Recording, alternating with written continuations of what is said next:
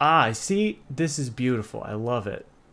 I was so conscious of not leaving our lovely stars of the show muted that I left myself muted.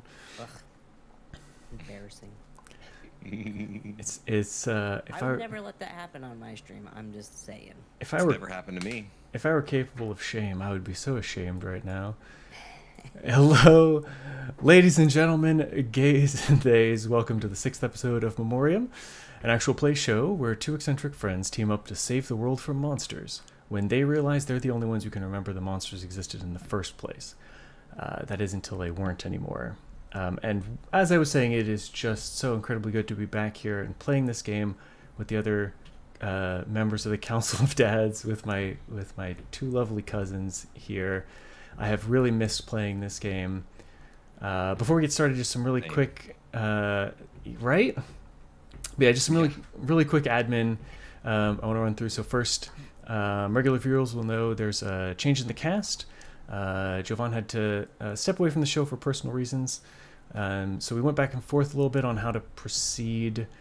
We decided to just finish out this first campaign with the remaining crew, and then see what the narrative landscape affords us when it comes to the cast of future campaigns. So it'll just be the three of us.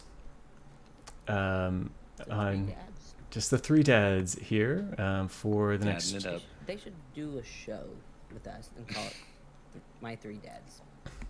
Yeah. Yeah, that's a good. Let's pitch that to, what was it, CBS? Did they do My Two Dads? I don't remember. Good new original idea. We do it on CBS. I like it. The second thing, it's a little tonally unusual because I'm not really on Twitter or social media all that much anymore. I wasn't particularly aware there's like a general strike proposed in support of Palestinians affected by the invasion of the Gaza Strip. So like, if you're not aware, Israel, there's a whole thing going on. Israel's killed like 30,000 people and displaced hundreds of thousands to try and recover some, like 100 hostages and kill some terrorists. I don't know. It'd take way too long to discuss all of that. And I'm obviously, I'm not speaking for anybody else on the panel today, but I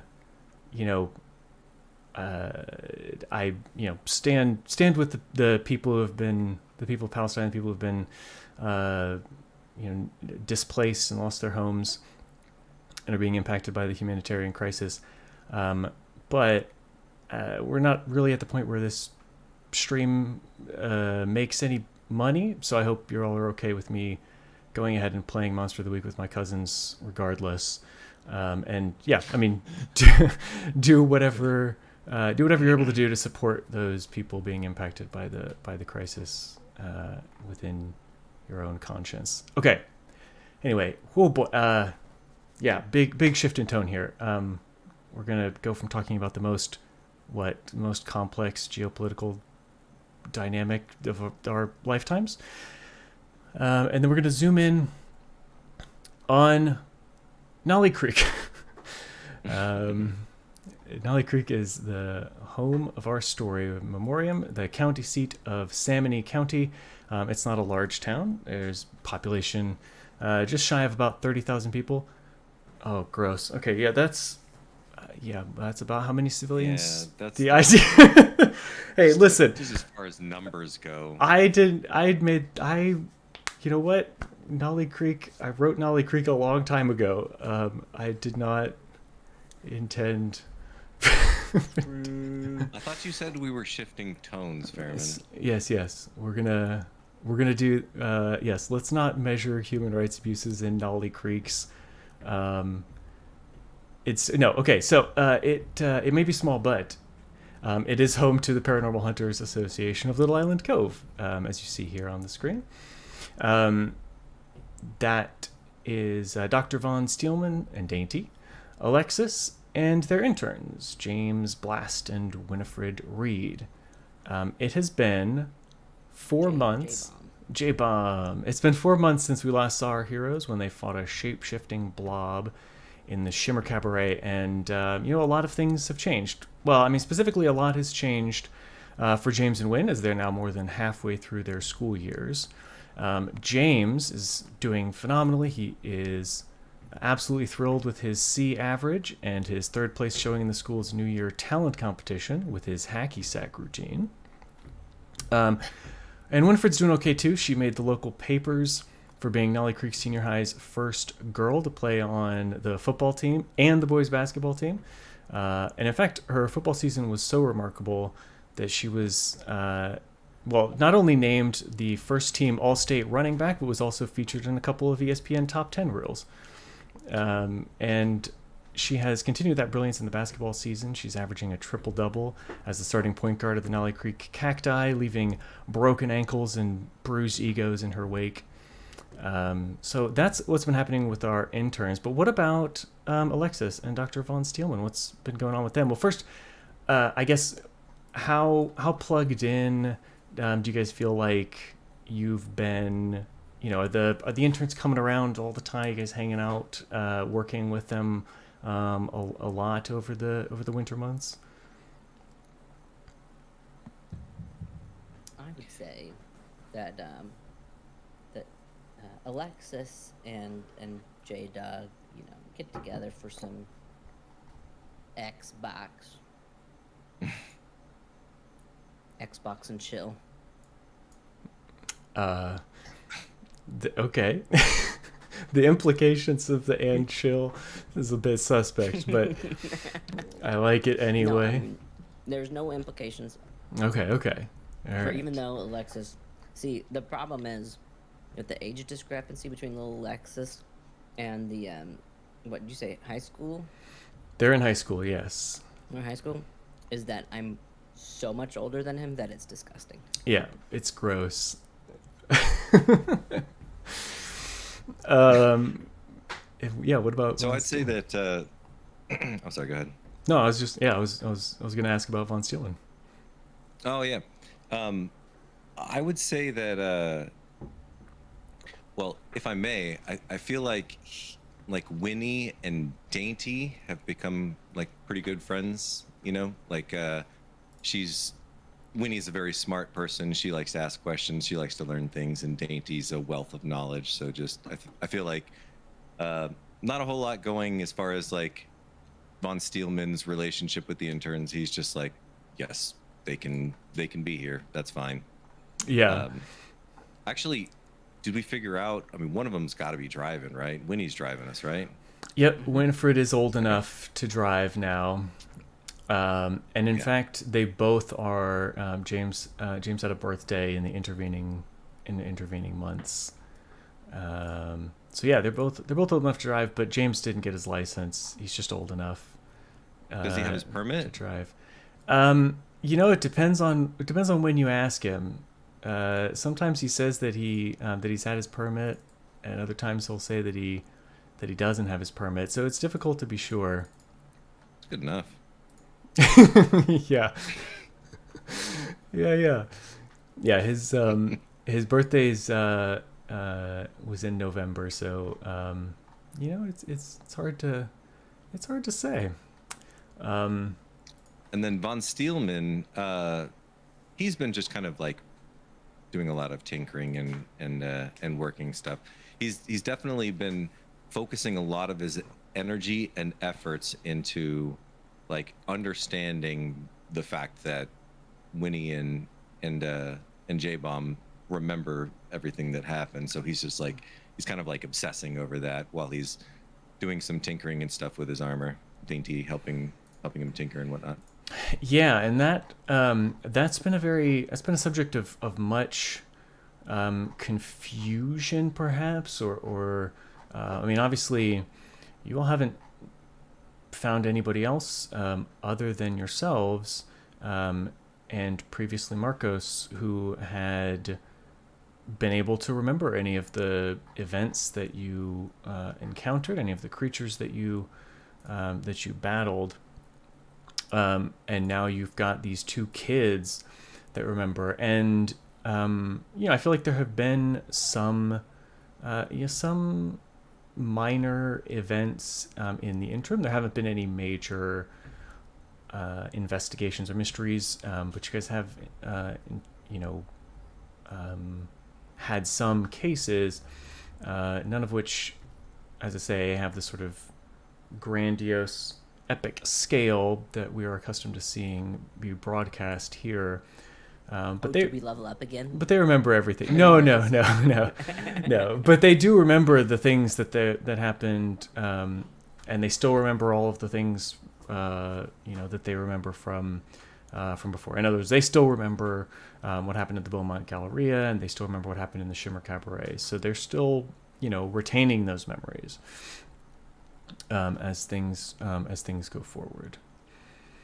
Yeah. So is there? You said von Steelman's been doing a lot of tinkering. Is there, Alexis has been playing some Xbox with J-Bomb. Is there anything else that Alexis has been doing? Anything? I don't know. Yeah. Anything else that? Well, he's not trying to do anything extra with like his demon daddy or anything like that. he wants to lay as low with all that stuff as possible and hope that he forgets about me. Okay. So if I can get away with it, I haven't been I don't know, tapping into my abilities when possible.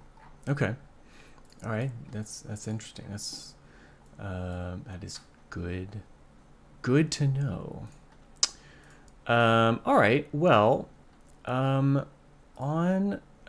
this particular Sunday, James and Wynn come into work a little bit later than they usually would, and they are. Let me start the timer. And they are talking excitedly between themselves as they come in the door. You hear them before they come in. They're talking excitedly between themselves in loud tones, and as they come in, you hear James saying, "But like, Win, it's like totally our thing, because it's like so weird." And you hear Win go, "It's not that weird. I mean, it is weird, but it's not like a blob that turns into people weird. It's just, it's, oh no, but it's really weird." Somebody's got some teeth. Spill it. What's going on? Yeah, tell them, Win. And Win goes, okay.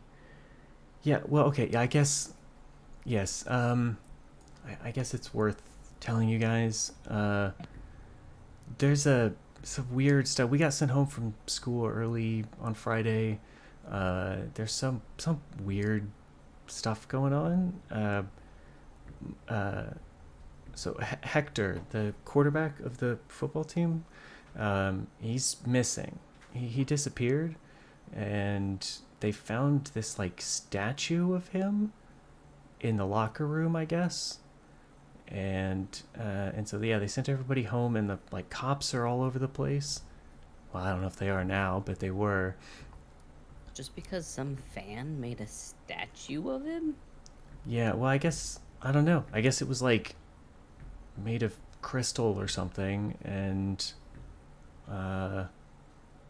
it was, they thought maybe it was like a calling card of a kidnapper. I don't know what they thought, but the cops are investigating it now, and I don't know. I mean, yeah, James is right. It is weird that someone made a statue, I guess. Was the statue looking proud or scared?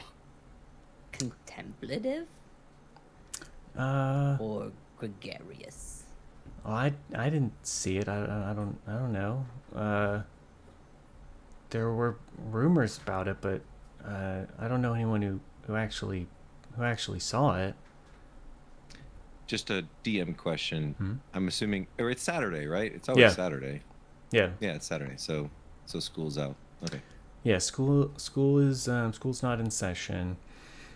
We've also, just to give you further context on the world, so we have established, Nali Creek. I've deliberately not placed it in a particular place, a particular state, but Nali Creek is in sort of the northern Midwest, just a flyover state sort of area. And so, at this time of year, and at this particular point, it is cold, very cold. There hasn't been snowfall recently, so you don't have snowbanks to worry about or anything like that. But it is extremely chilly out still. We're sub-zero temperatures. Just so everybody's got a little bit of visual. Sub-zero. Yeah, and and below freezing or sub-zero? It's the Mortal Kombat character. No, it's Sub-Zero. Yeah, very, very cold. But no, remember cold, right? Yeah, we're all in Florida. We haven't heard that. We haven't felt that in a while. It got chilly like recently, and then it was 85 degrees outside. Literally, it was literally in the 50s one day, and then in the 80s the next day. Yeah. Holy moly! I just noticed an anonymous gifter out there. Whoa! Thank you so much. Thank you. What a cutie. Yeah. So when she says I mean I don't I don't know what the statue was or anything, but it was. I am kind of worried. I mean, I knew Hector. I knew he was. I knew he was working out a lot. I don't really know why he would be in the locker room necessarily, because I know him pretty. Any other things, happenings, missing people? Oh. I don't. James, have you heard of it? What? Never mind. No, I don't. I don't think so. Maybe, but not that I've heard of. I don't think. I don't know. All I know, Coach Thompson looked really freaked out. So I don't know. We could, if you guys are. I mean, if you think it's a case for us, we could try and talk to Coach Thompson and see if we. I mean, he likes me. He probably would do me a favor. Let a child and Do you a solid? let a child and a robot guy look around if I asked him to. Makes sense to me. I say, we always check it out. Concur. Oh, yeah. Okay. Sure. Yeah, okay. Were there any other people around, witnesses? I don't think so. None of the rest of the team has been working out because we had, our last game was back in November, and no, I mean we haven't had anything to do really. I doubt anybody thought anything of it anyway, because it's not the first time they saw a jock get stoned. James goes. Yeah, you're right. Yeah. Although I don't think Hector, I don't think Hector was cool like that. What? I don't think Hector. I don't think Hector does that. Does Hector? Does Hector do that? Does Hector get stoned? No, he does. No, Dainty's eyes kind of like get a swirly pattern for a second. She looks around and then just goes, "Okay." Coach Watson? Okay, can we go? He Win is is like vigorously shaking her head to James' question. Sorry to interrupt you. She's like, no, he absolutely did not ever. He did not get stoned with you, James, at any point. He's Surprising. He's got a sports scholarship. But he's not gonna risk that. Okay. So we could just go there, and he's probably trapped in the statue, like Ghostbusters. Like what? I'll get my chisel. Like in Ghostbusters? Or is the statue? With Melissa McCarthy? No. And my guy is not boomer enough to just like say that doesn't count as a Ghostbusters movie. No, the original one, which is way better. Oh, I haven't seen that. But okay. Whatever. Let's you could tell me about it. Let's go. Okay. All right. So, And I do. all right. So you do that in the car. You guys pile into the van, into the mystery mobile, and you set off for Nali Creek Senior High. I'm gonna scroll us over here on the map. It's not terribly far actually from the what is this place called? Little Island Cove. It's not terribly far from Little Island Cove, from the downtown area where you make your which has your place of business. It's not a huge school, as you probably expect for a not particularly large town. It has a football field and a gymnasium and things like that. And then you've got the area, the sort of footprint of the school itself. And you guys head out, and I guess Wynn is driving, so directions are irrelevant. She's made this drive many times. She takes you directly there and pulls up on the out by the football fields. And I imagine I've got this thing that, like, as you guys are getting out, she's like, "What do you mean? So what? There's like a giant marshmallow? What are you talking about?" Yeah, there's a big marshmallow, and it's because it's what Finkman? Is that right? I might not. He was trying to think of something that was completely harmless, but then his nightmare emerged, and there was a big marshmallow, and it attacked the city like a Godzilla. But that's not even the scariest part. Not long after that movie, we wouldn't get any more movies with Rick Moranis in it. It's so sad. He's some stupid, like, wanted to be with his family or whatever, but it's garbage.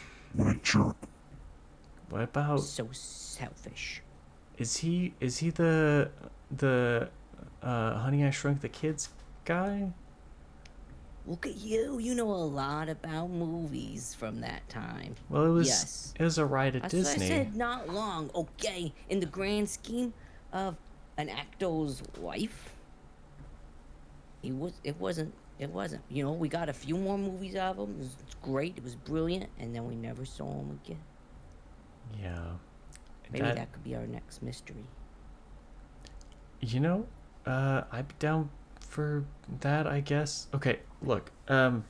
Anyway, there's okay, that's there's the locker room. The coach's office is in there. I can introduce you. If you want, we can see. He's always here. I don't know.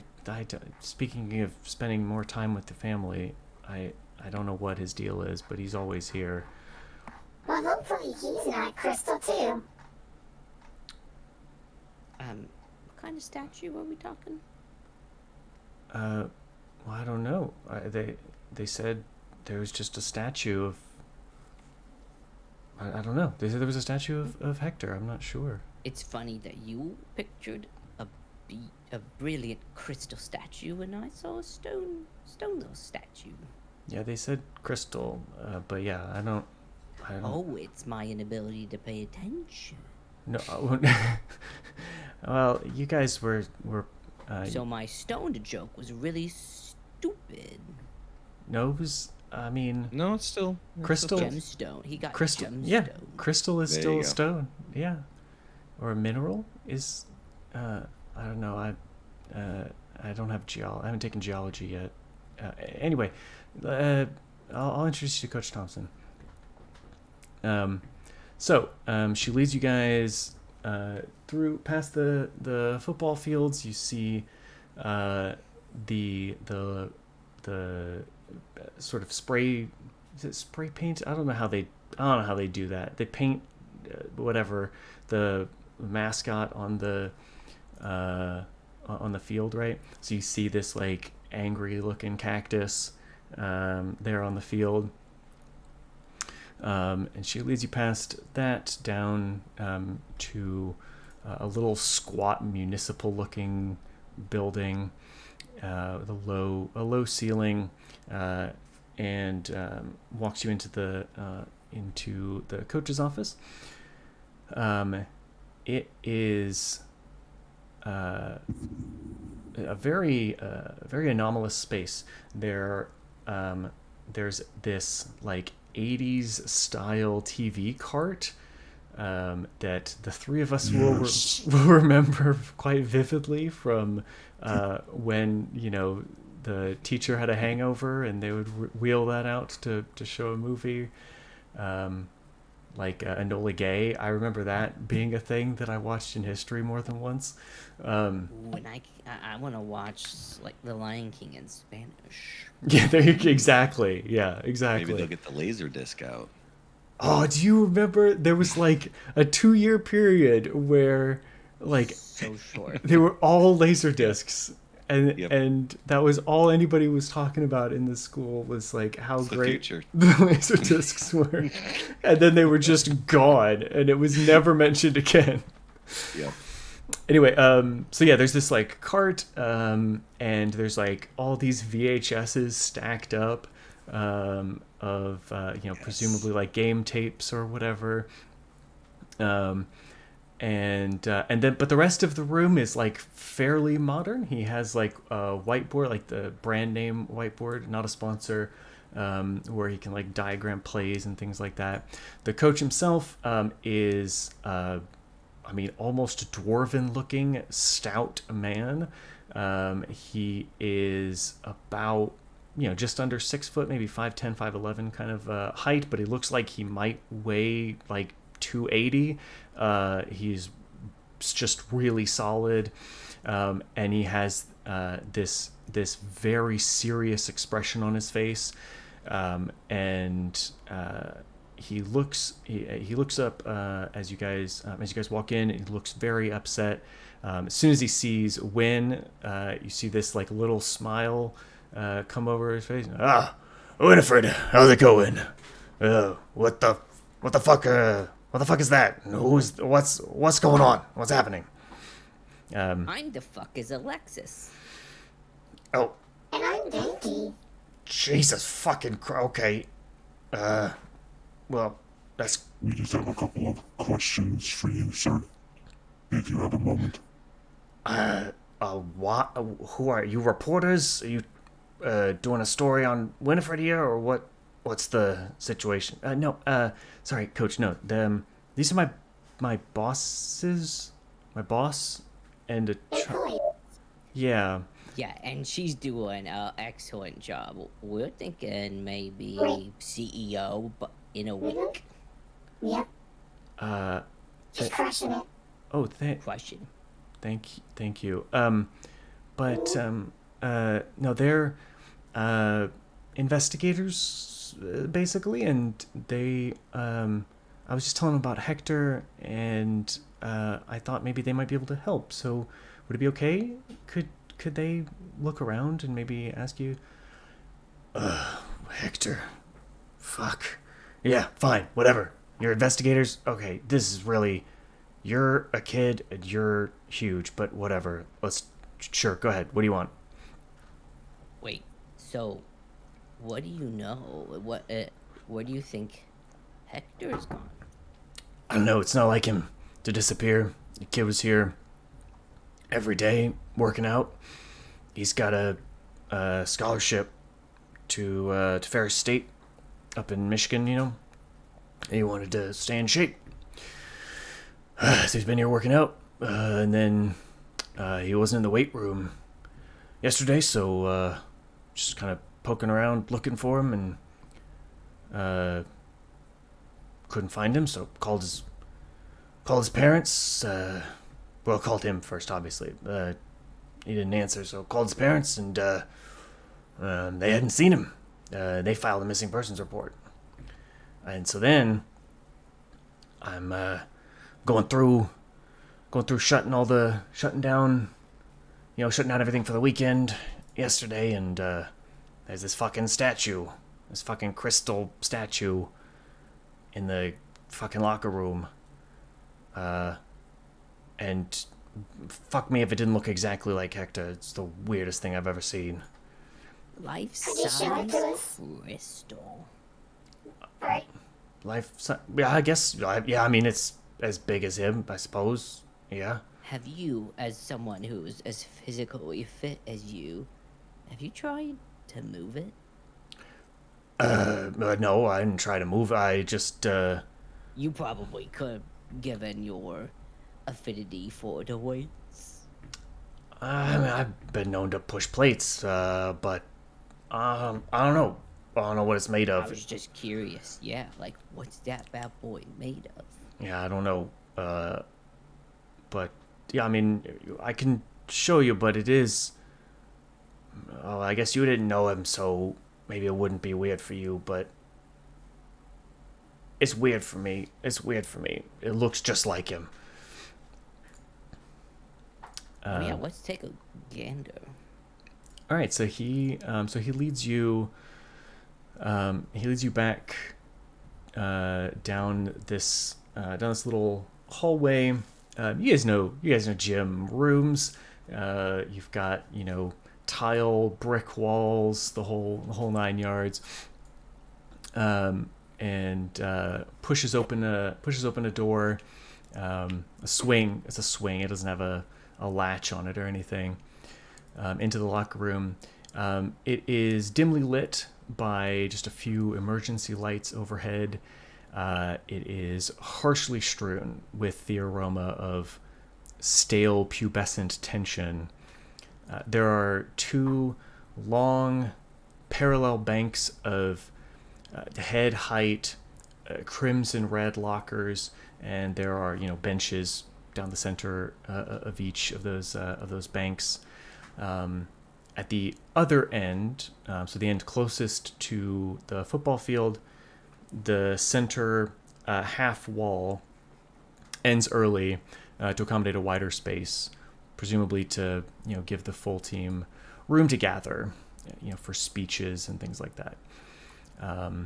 As you Talks. Yeah, and as you walk forward in the dead center of that vacancy, you see a crystalline figure. It is in a dynamic pose. One leg is planted, the other is coiled, with one arm out as if performing a stiff arm. You guys don't know the person, but you can see very striking and very lifelike features. There's very, like a narrow jaw. You see some flat, kind of scowling eyebrows, and it's not quite like in a Heisman pose, but not totally dissimilar either. Are you proud of me that I thought of Heisman when you were describing it? I am. Because that's a sports thing. It is a sports thing. You thought of a sports thing. That's fantastic. Pretty cool. You're more than pretty cool. And so is this like what he was wearing when you last saw him?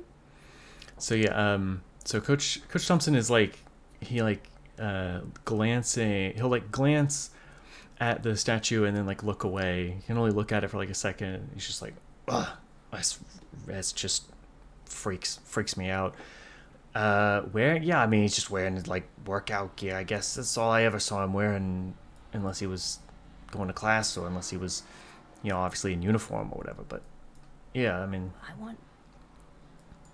just wanted to ask because of how weird it is that he's missing. There's a statue that looks just like him.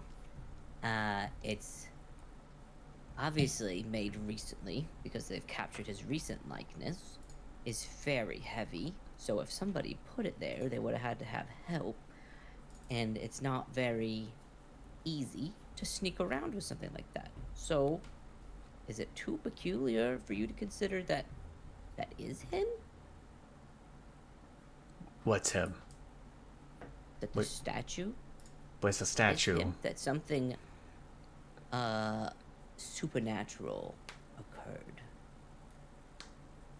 Have you noticed anything going on in our little town that seems a little weird to you? No, that's a statue. That's a statue. That's not Hector. It just looks like him. Statue. It's just. Do you mind taking a look with your special examining tools and see what kind of material we're working with here?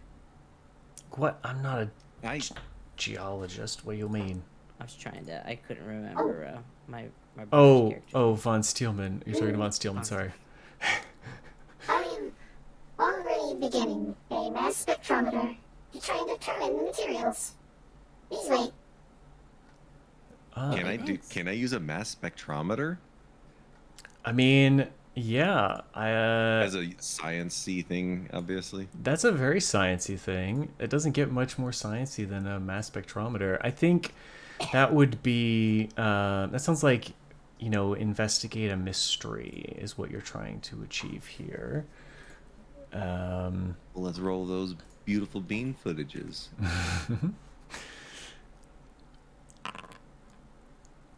And all right, a total success. So when you investigate a mystery, you on a 10 plus you hold 2. You can ask what happened here, what sort of creature is it, what can it do, what can hurt it, where did it go, what was it going to do, what's being concealed here. I think what happened here is the closest of those that we can start with, if that makes sense to you. Okay, so let's think. What is it? Well, I'm trying to think what a mass spectrometer is. I don't really know. I mean, basically just trying to figure out what is this thing made of. Like, I should be able, with a mass spectrometer, should be able to determine like the chemical or the molecular makeup of the thing. It's a so mass like, is it all crystal, or is there like something else? What's that? Yeah, I'm helping you out there. I mean, it's a mass spectrometer. Yeah, it masses the spectrometers, right? Obviously. No, so okay, so this thing it is some kind of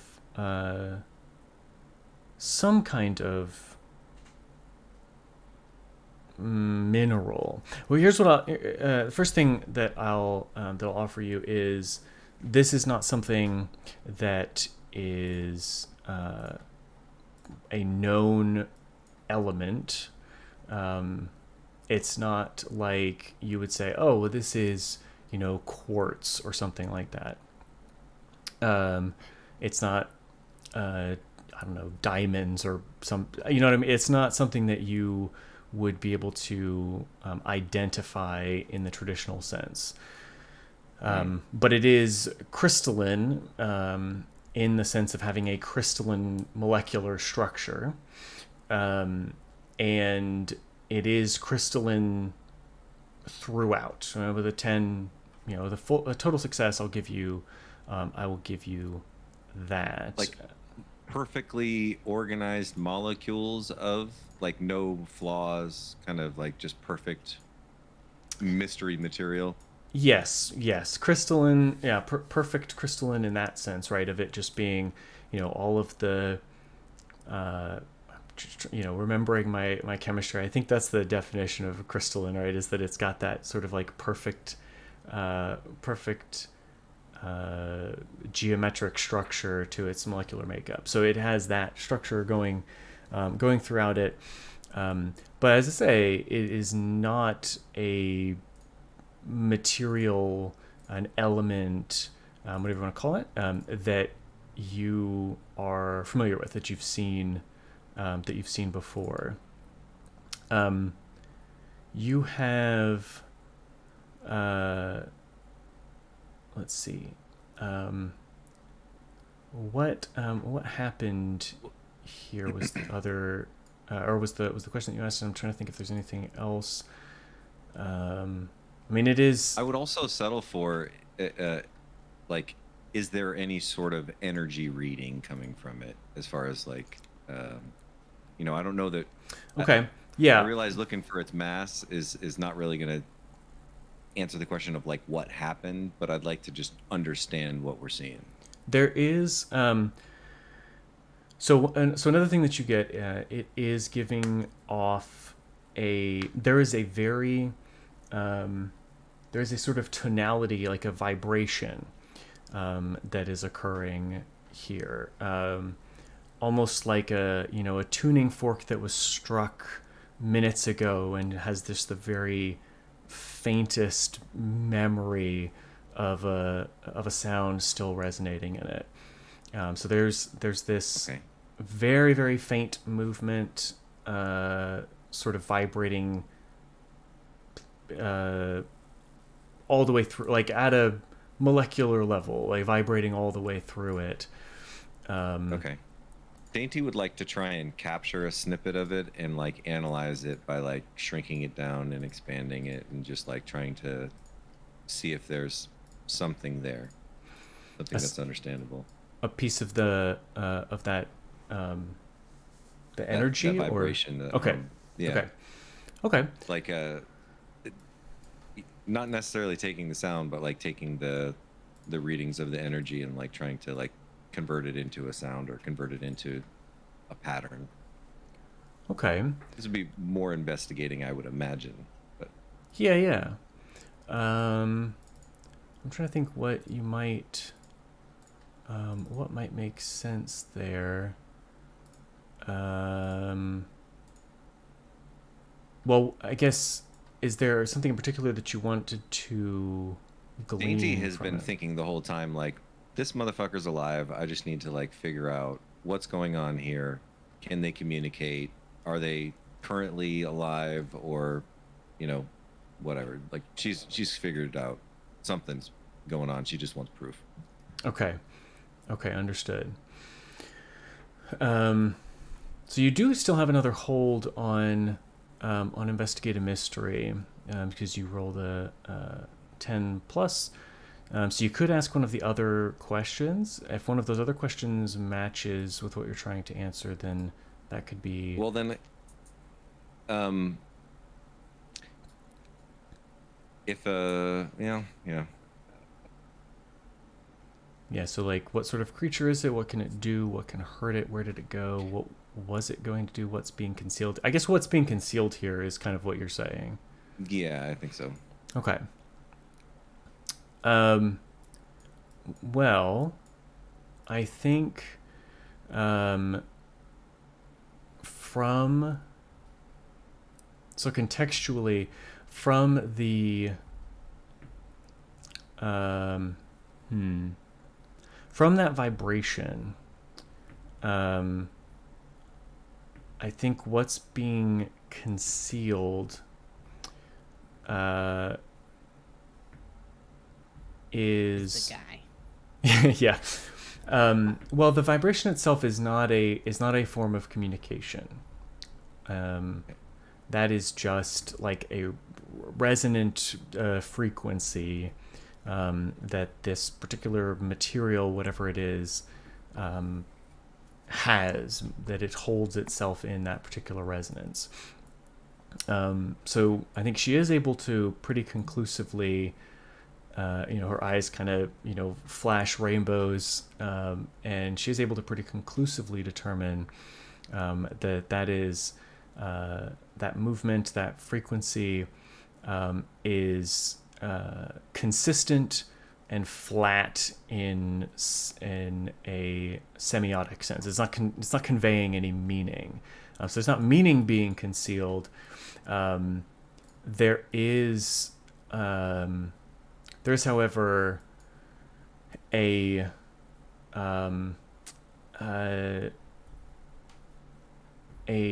non-organic, like bio element kind of a vibe. So the impression, I think, that Dainty determines here is that this is not communication any more than like a heartbeat is a communication, but it might be a weird heartbeat of some kind, like not an actual heartbeat, obviously, but some kind of biorhythm, but from some non-organic, some form of life that is unknown to science. Okay. So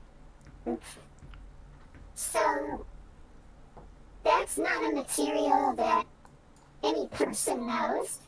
And also, that's the football player. So, yeah, we should take a look around to see if there's crystal making stuff around here, I guess. What?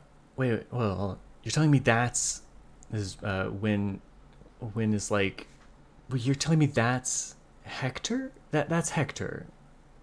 Affirmative.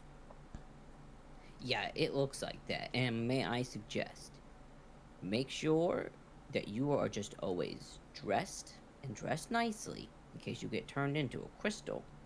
Because you don't want to get stuck like looking like a slob. Yeah. Something out here is turning things into crystals.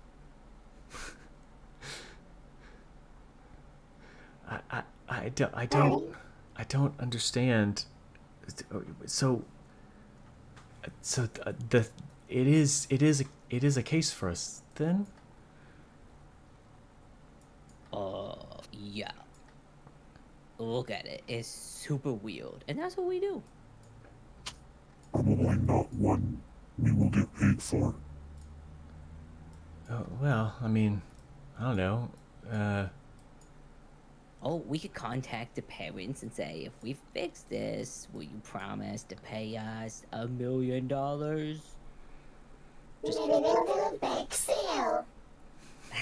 I'm just kidding. A bake sale.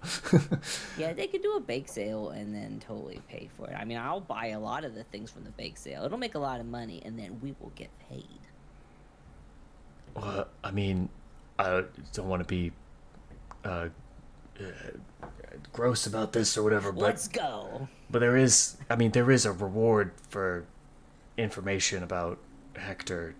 I mean, if you actually prove some fucking how that this is Hector, there is a reward, but I don't... They probably... Oh, it's other information. Yeah, but I mean, that's a statue. You're not gonna collect on... We'll break that. Or that bit. We'll say, hey, well, look, he's a statue now. And what should be enough? We found him. We did. Yeah. I mean, okay. Okay, I'm messing with you.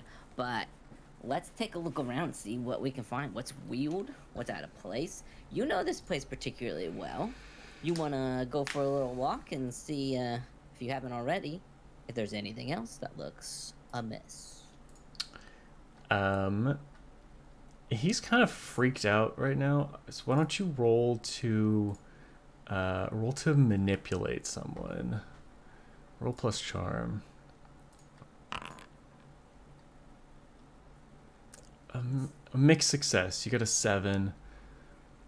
So on a 7 to 9, they'll do it, but only if you do something for them right now to show that you mean it. So we're just kind of asking him to walk around, but I can help him. Yeah. So So he goes. Look, I appreciate that you all are really good to win. She asked me to help you guys out, but this is really weird. You understand that, right? Like this is a crazy situation. Oh, I understand. I figured maybe since you were the coach and you kind of I got the vibe that you cared about him.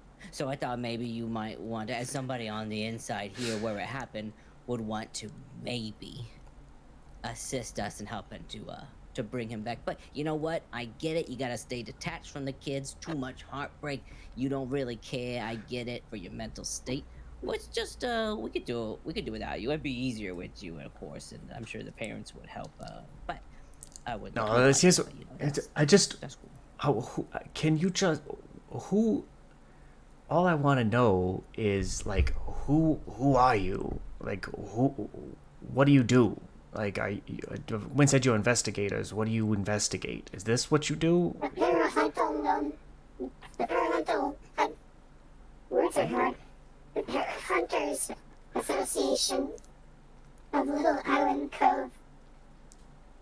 I missed a word. You're the paranormal hunters? Okay. So this is what you look for weird shit, is what you're saying. Yeah, so what you're probably saying is that if you also believed in the paranormal, maybe you would consider what we're doing right now to be legitimate. To be honest, I don't really care, what your methods are. If you've done more that made sense to me than the cops did, just looking at the statue. They just took a bunch of pictures and, and took fingerprints on the doors and stuff. That's all they did. So you actually examined the thing. I guess if you're, I don't know, what are we looking for? I don't know what I'm doing. What the fuck's going on? We just need to find out. Because right now, it looks like while he was here, and as he felt safe in the school, was turned into this. Okay, so if he's been turned into this, and it is supernatural, which is what we do, we need to find out how it happened, how the entity came in, what possible clues they left behind. And what I could do, and what we could do, is look around, and we'll see a locker open, we'll see some benches out, we'll see the window is open, but we don't know what's normal. We have no control group. You know if something is amiss, because you've been in here. Okay. So, I get you. Okay. We can leave you. You don't have to be with us. You can just do it. If you think of something, let us know. Go ahead, take a look. We won't bug you, but we're gonna continue our investigation. Yeah. You could just leave it to the professionals. I appreciate that. Yeah, if you need anything else, let me know. But just to answer your question, I don't think there was anything weird. I mean, really, Hector's the only one that's been here for, he's been coming, like I say, every day. Nobody else has really been, nobody else on the team's really been out here, so it's not really you? me. I'm always, Right Yeah, I'm always here. Nothing weird beforehand. No noises, no sounds. Strange individuals. Oh, no. No, I don't think so. No. Actually, now that you mentioned it, no, I didn't hear anything. But he was here. And even if he wasn't here, if somebody brought a statue that big in here, I would have heard that, right? I didn't hear anything. You think? It seems like it. Okay. I don't. All right. I don't know. I'm gonna go watch film. Just keep working on the playbook. Just speaking of film, in other parts of school, obviously not in the locker room, is there security footage? Or are we in a school from like the 90s? No, we don't have cameras in here. Some of the hallways have cameras, but Yeah. Is that something that we could take a look at? I have no idea. I don't have access to that stuff. You could That's okay. We'll figure that out ourselves. We'll get it. you could talk to. Oh, okay. Yeah, I don't. I mean, yeah. I mean, if we could do it a legitimate way, that'd be great. You could talk to Principal Matthews. I guess she might know. But I have no idea. I don't know how any of that stuff works. Okay, we'll go talk to her and say, does she know that?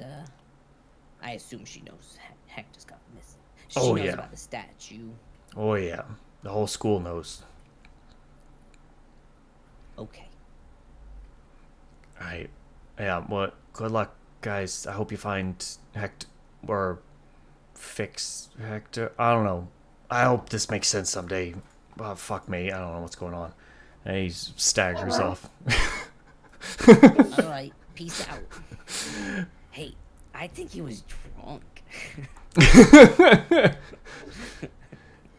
Look at his stagger.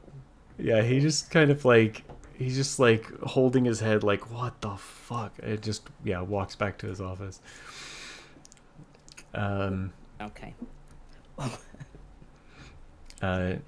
James and Win are are kind of talking amongst quietly, and then they come they back and James goes, so like if you want to talk to Principal Matthews, I can like totally introduce you guys. It's like, Oh, you know her pretty well.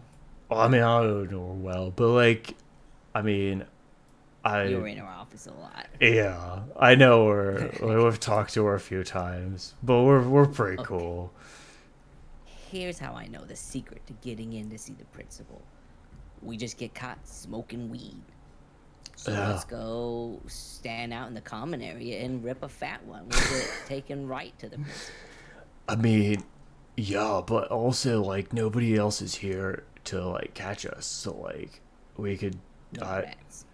I mean, we could just rip a fat one, but then Just for the fun of it. we wouldn't get sent to the principal's office. There's nobody to send us there, bro. But like, All right, maybe another time. I do have to keep a clear head. She in her office still. She works hard. You're right, little dude. I mean, yeah, probably because this whole like Hector thing. She's probably there, Yeah. So like, yeah, like we could totally do that. Lead the way. Let's go to the principal's office. All right, so James leads you back out of the like athletics department, I guess. Takes a walk along the sidewalk towards the main building, unlike in Florida, where there's some outdoor areas, all of Nali Creek Senior High is one large interior building.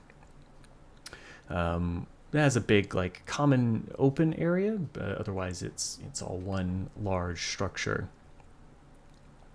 And the sort of main entrance houses the administrative offices and all that kind of fun stuff, and he leads you guys up to that, and opens the door. It is empty as promised, as James intimated that it might be.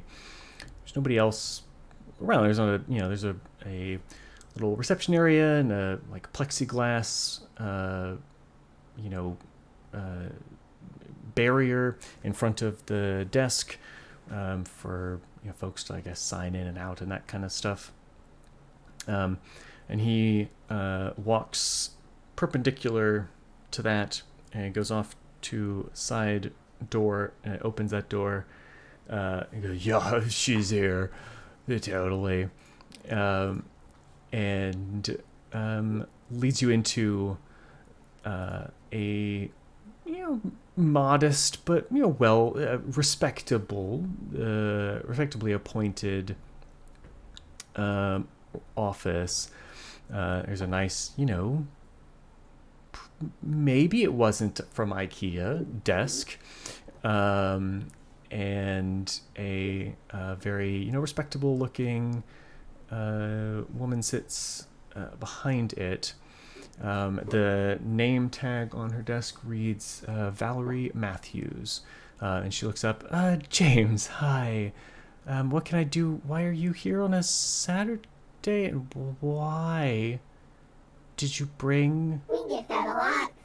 Why did you bring friends? Are they friends? Who are these people with you, James? Oh yeah, this is my friend Alexis, and my. And he does a big bow and says, "It's an honor." And this is my boss, Steel Vonman, and we're trying to help out.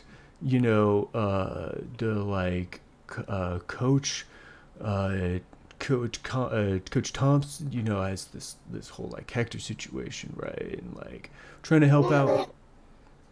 We're trying to help out with that, and they're investigators and whatnot. So I told him you were the person to talk to. Yeah. And she goes, Can we take a moment of your time? Sure. It is quite unusual. I suppose if you... James is an unusual young man, but his heart is always in the right place. So if he knows you, then you're probably trying your best, I guess. Please, how can I help you? And she gestures towards the seats, which wouldn't accommodate von Steelmen, but yeah. And I leap up into the air and sit on it and dangle my feet and kick them back and forth. And I'm like, we all are a little bit weird though, huh? Wink. Yes, I suppose that's true. Alexis, was it? Sorry, I typed the wrong word for ultra ball. An ultra balla. Yes, I'm Alexis. Charmed.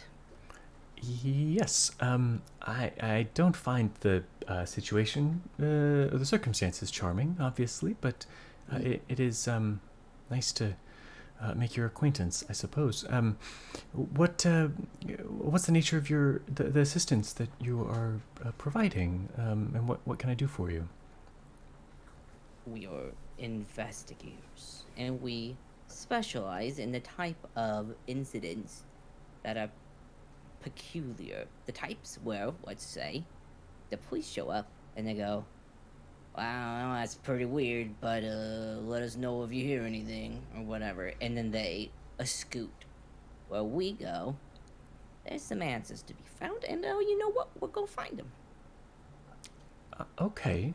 I can see how that would be helpful in this situation. Missing persons and things like that often are the purview of private investigators, I suppose. And you've spoken with Coach Thompson, so you're familiar with the item that was found in the locker room? Yes. The Hector-shaped crystal statue. Yes, exactly. It's very unusual. Very, very accurate likeness. Very strange. Did you get a good look at it? Oh yes, I went down when the police were on their way to examine it myself. It is peculiar. It looks just like him, doesn't it? It does. Same size. I guess, yeah. Well, I guess it is roughly the same size. Yes. But do you think that's a and found in the last place that he was seen that we know of, wasn't it? Perhaps. Well, I think his parents last saw him at home. I don't know when he was where he was last seen on campus necessarily. But perhaps. Why do you think that's significant? Yes. Oh. Okay. You said you had questions for me.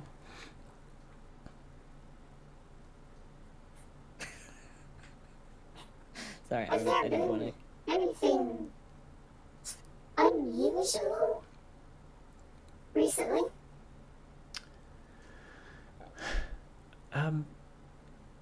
Well, you mean apart from Hector's disappearance? And the talking unicorn in the robot, yeah. Yeah, that's been pretty unusual. You're okay. You're talking. Yes. I get that a lot. Well, to be honest, in the administration, we've been a bit preoccupied preparing for tonight's event, but to my knowledge, I don't know that there's any other unusual events. I don't think. What's tonight's event? Yeah. Oh, yes, of course. Winifred may well have, with all of the drama, may well have neglected to mention. But yeah, we're hosting a very well-known alum is hosting a charity event here at our gymnasium, a 3-point competition, which Winifred is representing the school, and Miss Reed earned that right herself just earlier this week. And yes, so 3-point. This is basketball stuff. yes. There's they're going. Well, so the alum is a professional, retired professional basketball player. Yes. Do they have any connection to this school?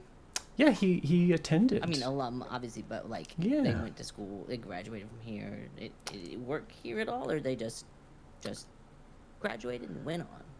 No, he does not work here. That would be quite a feather in my cap if he were to take a position here, obviously. But no, he's just taking a bit of a goodwill tour, I think. When did he graduate? Oh, it's been some time. It's been some time ago now. Well before my time. Maybe 25 years ago. And is this something that Hector would have been participating in? I don't believe. She kind of glances at Winifred, and Win says, "No, he didn't play basketball. I mean, he would have been there I'm sure, but no, he wasn't going to participate in the contest. I wanted to. I'm sure you already looked at the security footage leading up to this particular moment. I mean, you know, when it was found out that he was gone, and then in his place a big statue. So, would that have been something you've looked at? Scrubbed through some security footage. It would have taken yes. a couple people to bring in something like that slowly, so... Yes, I understand what you're saying. Yes, we did look through the security footage and turned the relevant drives over to the authorities, of course. I say drives. It was, you know, they took copies of the data that we have stored virtually in the cloud, as they say, and so fun. I think they. Could I have a look? Look at that, please. Oh,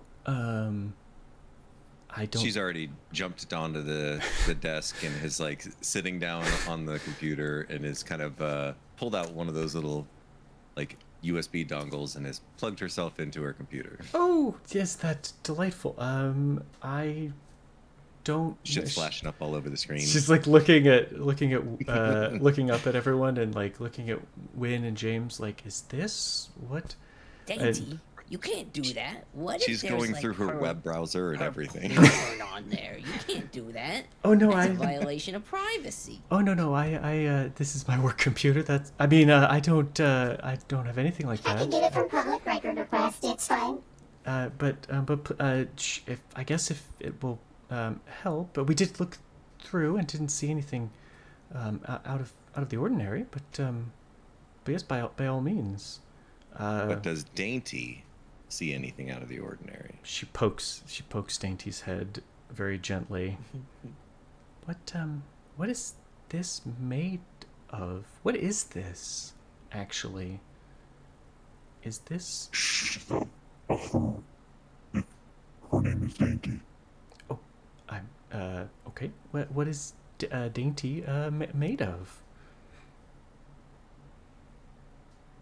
Hopes and dreams. Alright, I figured it out. Okay.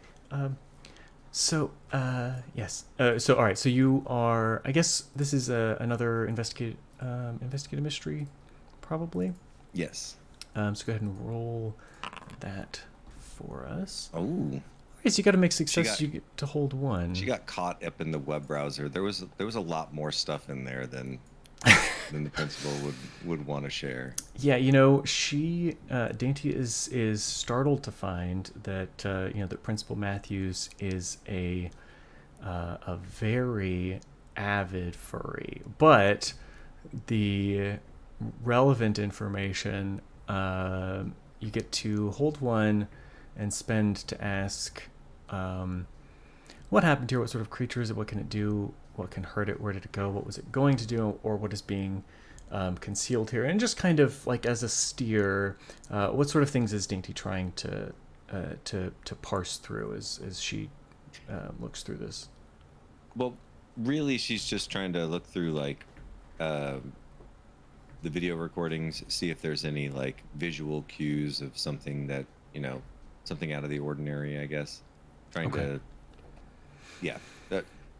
I don't. I think it's fun that she would go through all the other files and shit, but I don't think she's actually looking for anything other than.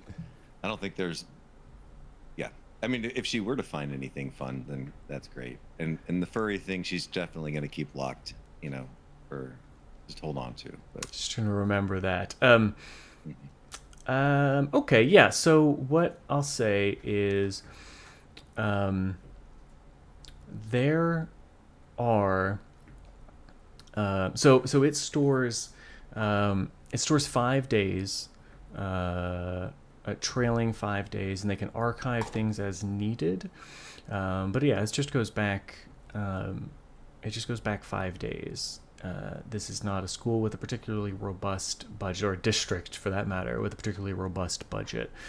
So they're not able to, store huge amounts of data, huge volumes of data. Amounts? I don't know. Within the last 3 days, I'll say, Dainty picks up that there have been a handful, but noticeably more, like visual anomalies. Not like glitches in the screen necessarily.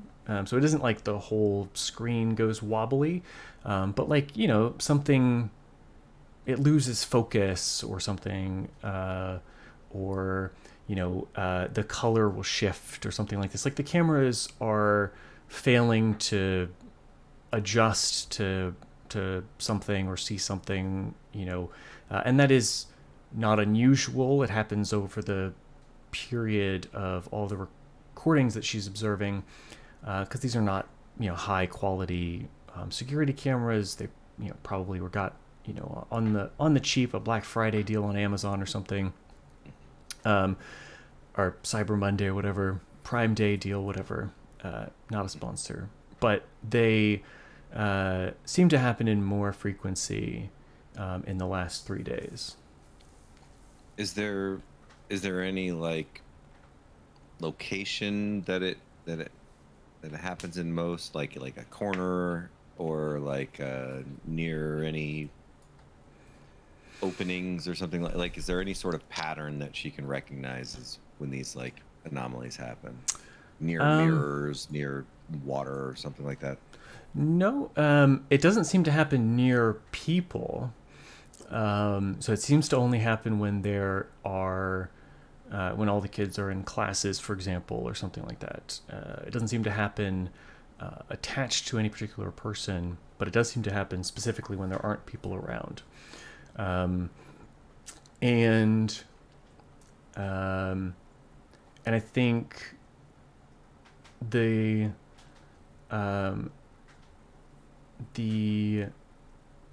next, the last time that she observes it is in a particular hallway, and you can see, or she can see from the signage and whatnot, I guess, that it's the hall to the band room. That's the only thing down that hallway is the band room.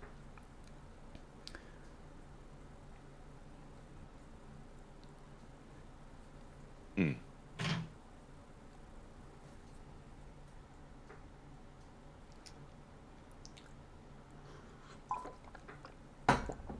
I think we should go take a look at the band room.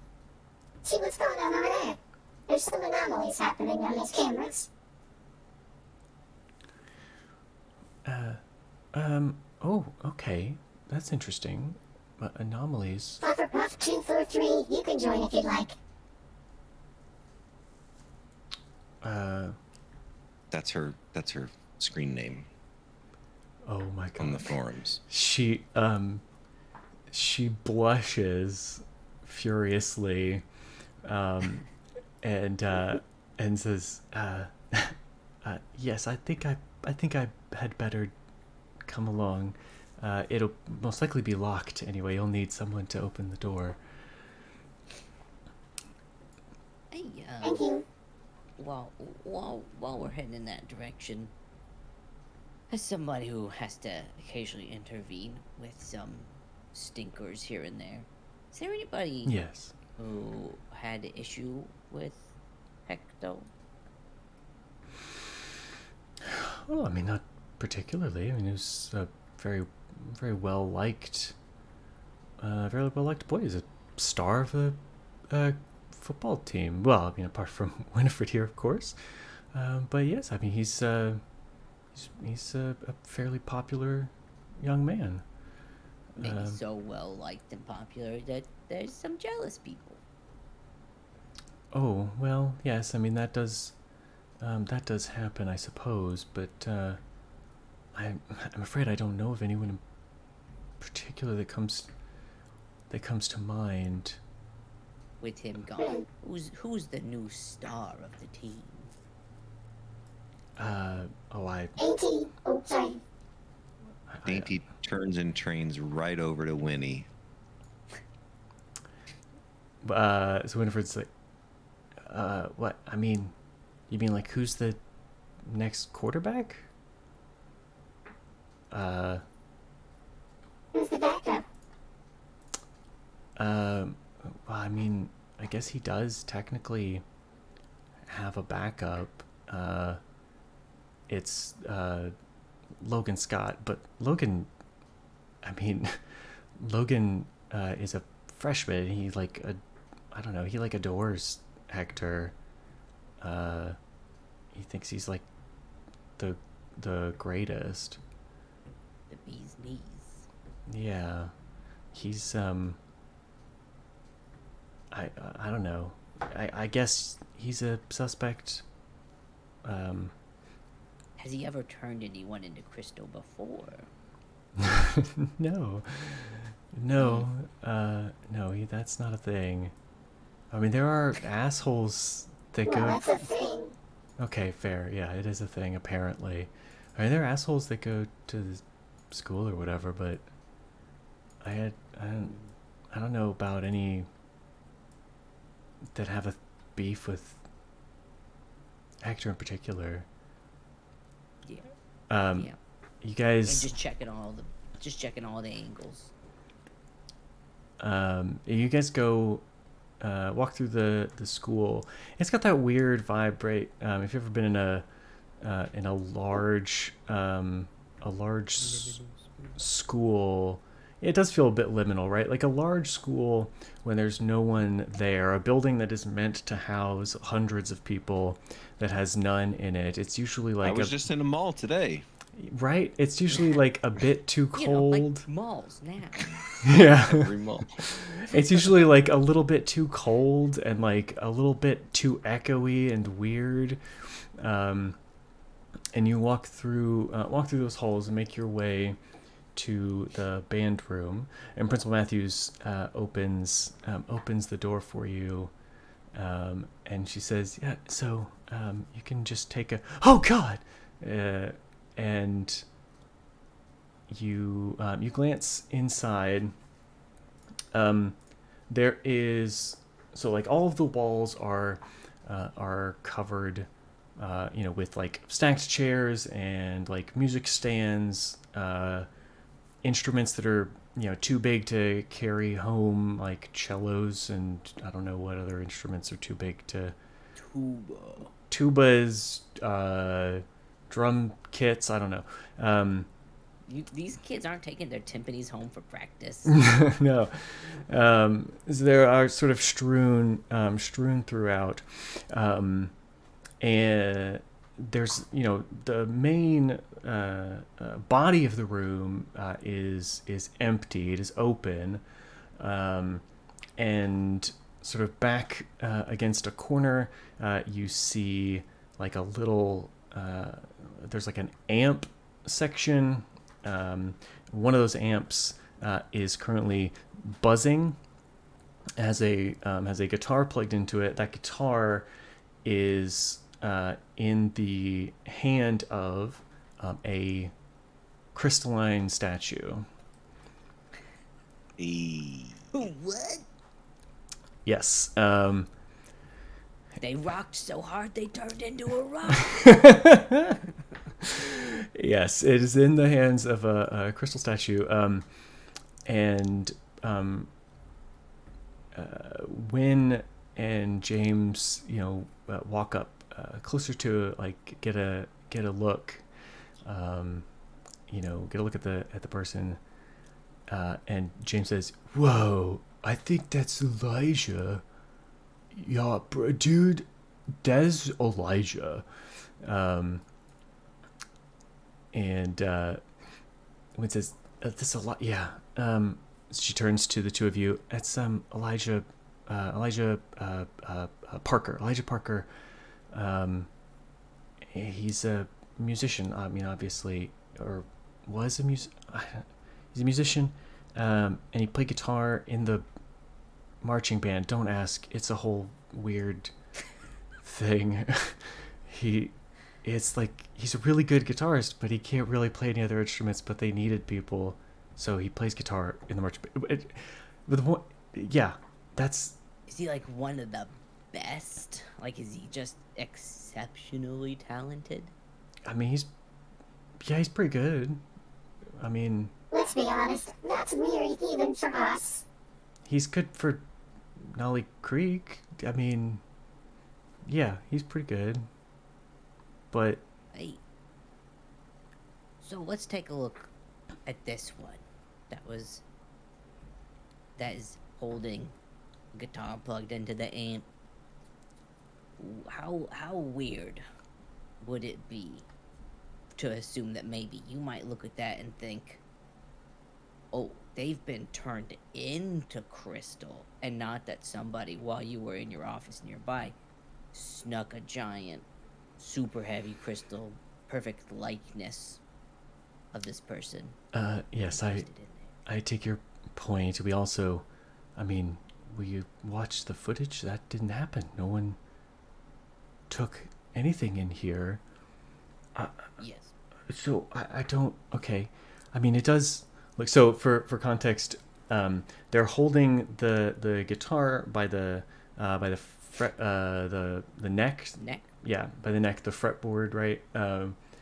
And holding it out. The strap is still on, like, around the body, but it would be slung quite low. So there's a lot of,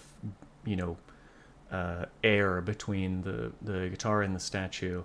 And the other hand is held out in front of them as if in defense. And there's it's reminiscent somewhat to the arm out that you saw from Hector. Yeah. It looks like they can see whatever's coming at them. We can't, apparently, in the video or whatever's going on. But they could see him. Okay, yes, I get your point. But how's that possible? How does it? What could turn flesh into crystal like that? What could petrify something? Well, if there was if I could explain it to you in a known scientific process, then our services would not be needed. This is paranormal. So it's not something we've seen. So I can't answer It's that. not actually a material that people even know about. Okay.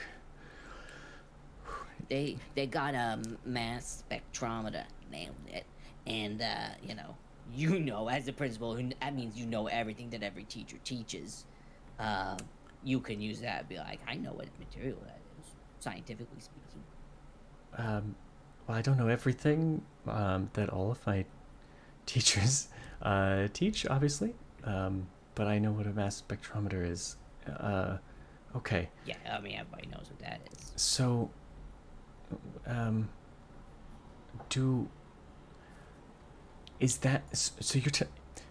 that's a student then? You believe that to be Elijah Parker and not a statue of Elijah? If it's not, then I feel like that would be even weirder. But you know what? Wouldn't be the first time that we were out weirded by the weirdness. So, our working theory, based off of what we're seeing, is that that's them. But maybe that's exactly where they stood, and they got taken away and left in their place, Indiana Jones style, perfect weight balances, boom, boom, boom, swap them in and out. There's a statue of them there, just sort of keeping their place here while they're off somewhere else. Sure, I get your point that could be it, but they probably got turned in. They probably got turned into crystal. Okay. I'm going to give you my key card. I don't know what is going on, but I know that I need to call Mr. Parker's parents and find out if he's okay, if he's missing, and let them know that we found a statue of them, because they wouldn't believe. Asking when the last time they saw him was, Yeah. and what he was planning on doing, all that good stuff, because for some reason we don't have that right now. But yeah, that'd be great. Do you know when Hector was last seen? Well, yeah, I Based mean, off of, the coach saw him at this time, or the last, and then his parents saw him at this time last. Who was the last person that saw him? well, the official, I mean, his parents filed the missing persons report, so the record states that they were the last ones to see him, but he was at school on Friday, and so I believe it would have been one of his teachers. I think it was Mr. Lewis. No. Yes, Mr. Lewis. His history teacher would have been the last one to see him, I think, just before lunchtime. And then he wasn't at any of his other classes. Yeah, exactly. But, I mean, that does happen sometimes with the star athletes. They sometimes, not misread, but sometimes that does happen, where they get caught up in athletic events and don't attend. And drugs. And probably banging. Well, I'm not so sure about that. Probably, right? That well, happens. I wouldn't know. I'm going to go call this young man's parents. Okay, that's fair. We're going to go find some more of these crystal people. I sincerely hope you don't. Okay. And she... We better check. And she walks off. Yeah, so you guys... Go ahead.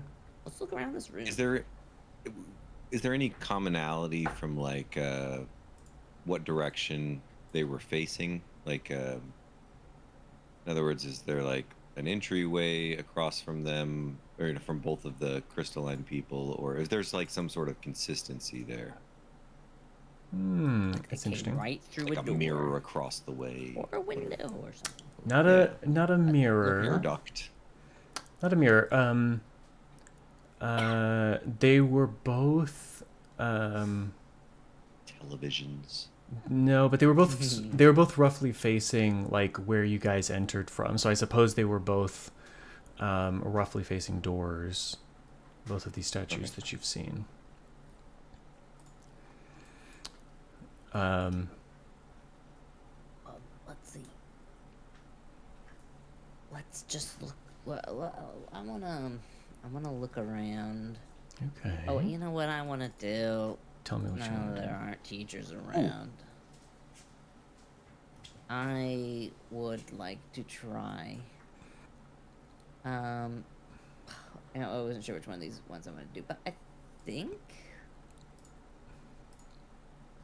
I want to try to tune in, since it seems like it might be partially living. I'm gonna go ahead and use some of my abilities and tune in.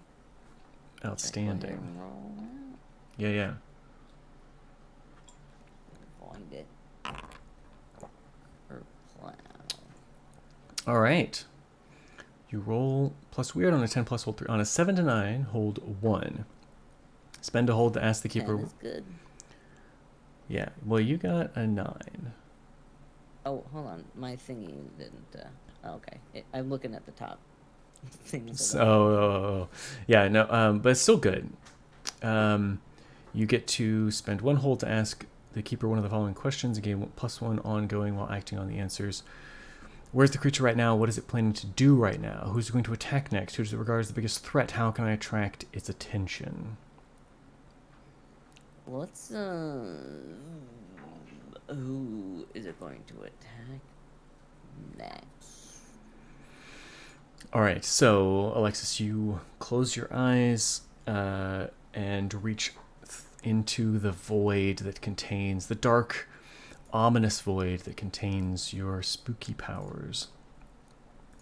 You haven't been here in a while, you said, so it's slightly disorienting for just a moment, and then you get swept up in the current of power, and it carries you into that kind of vibrating rhythm that Dainty detected and examined earlier.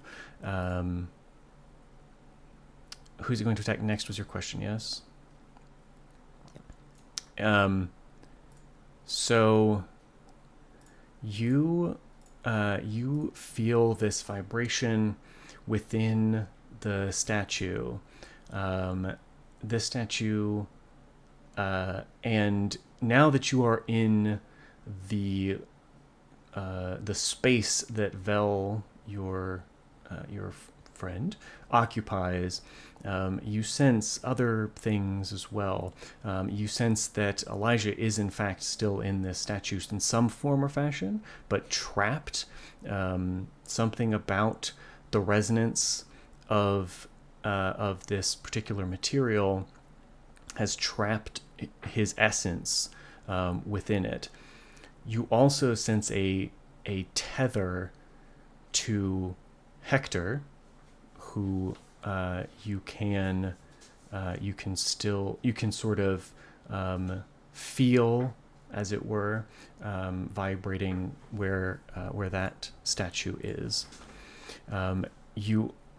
Through that you can feel motion and fury, and you hear a name and a location being muttered almost, but as if it is being repeated through a dull, broken microphone. Or, those fake microphones that they have for kids that just sort of have a spring in them and just kind of make it sound tinny. So you just hear Ava Thompson, the theater, Ava Thompson, the theater, all over and over again. And you can feel that motion on campus, moving through the campus. Oh shit! Okay. That's awesome. I sort of come out of it, and then I go, oh, I know who's gonna attack next. It's gonna attack next. Oh crap! I forgot. You know how sometimes you're like in one space and then you move to another space, and as soon as you get into the new area, you completely forgot what you were doing. Holding Ava Thomas. I think I have to retrace my steps. Thompson? Hold on. Ava he, Thompson. Zones out again, and his eyeballs turn black, and then he's like, "Oh yeah. It's you say Ava Thompson? Ava Thompson. Ava Thompson, in the library with the candlestick." No, I actually remember what it was. It was the. Wait. Ava Thompson. I was doing a bit, and then while I was doing the bit, I forgot because I did remember, and I just thought that would be funny. Ava Thompson. Ava in the theater. Yeah. Yes, that is who the creature is going to attack next. Okay, we gotta get to the theater. Follow one of those folks that know where the theater is. Yeah, dude, I totally know. That's where I got. I just fucking killed it in the talent competition.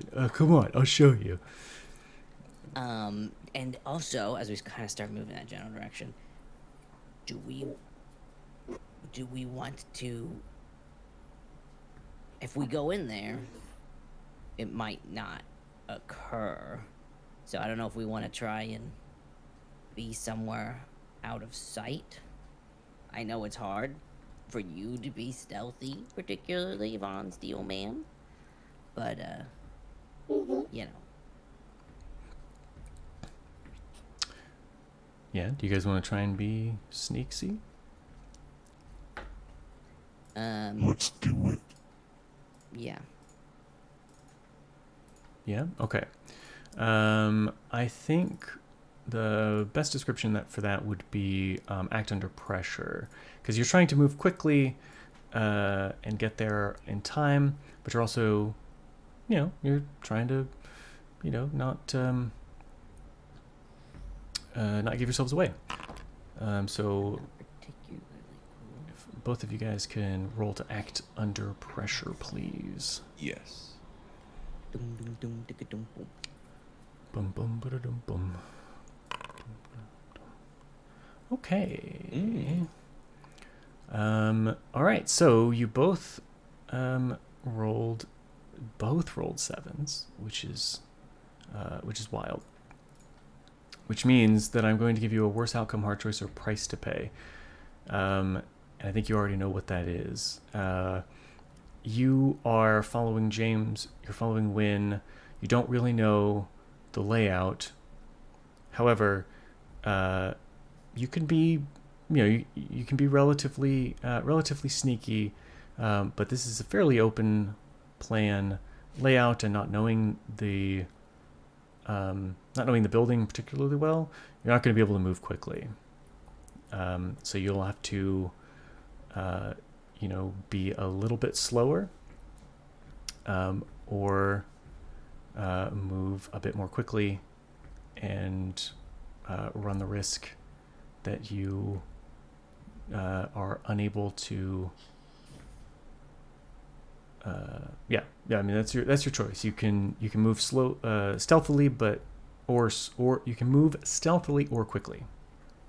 I feel like that we are trying to go as quickly as we possibly can while minimizing our noise, but not being so stealthy that we miss the reason we're headed there. So, Okay. if it ends up being that we're too noisy, so be it. At least that's what Alexis is thinking. Concur. Yeah, sounds like you guys are on the same page. So, you guys are moving through, trying to move as quietly as you can, following James and Wynn. You make your way to the theater, and push open the door. On the stage, you see a young woman. There is a spotlight illuminating her, and all the other lights are dim. She is in just like regular clothes, but seems to be like running lines. She's holding a script, and seems to have been interrupted in that process. Hovering in the air between the two of you, or I'm sorry, between you and her, you see. Actually, you know what? Foundry had an update, and I can actually. Nope. Now you got to restart. Show no. I can actually show. Stuff, which I hadn't been able to do previously. And as long as I remember how to do that, I can show you what you're looking at. There is a large crystalline creature. This creature is aha! There we are. This creature is floating in the air. It has flowing, spindly legs. It has Legs for days. wings that are so thin that you're not sure that they are actually there. It has pincers like you would expect to see from a praying mantis, and a long coiled stinger on its butt. And the last thing before we go to our break that is of note here is that you Alexis and James Wynn see that, and von Steelman, you don't really see anything. There's a weird like blurriness kind of in the air where you can tell that Alexis and your friend and your interns are looking, but you don't see anything. Oh no, that big monster's been turned into a crystal too. We gotta do something. All right, Sorry, I didn't actually say that because that. Yeah. No, that's fine.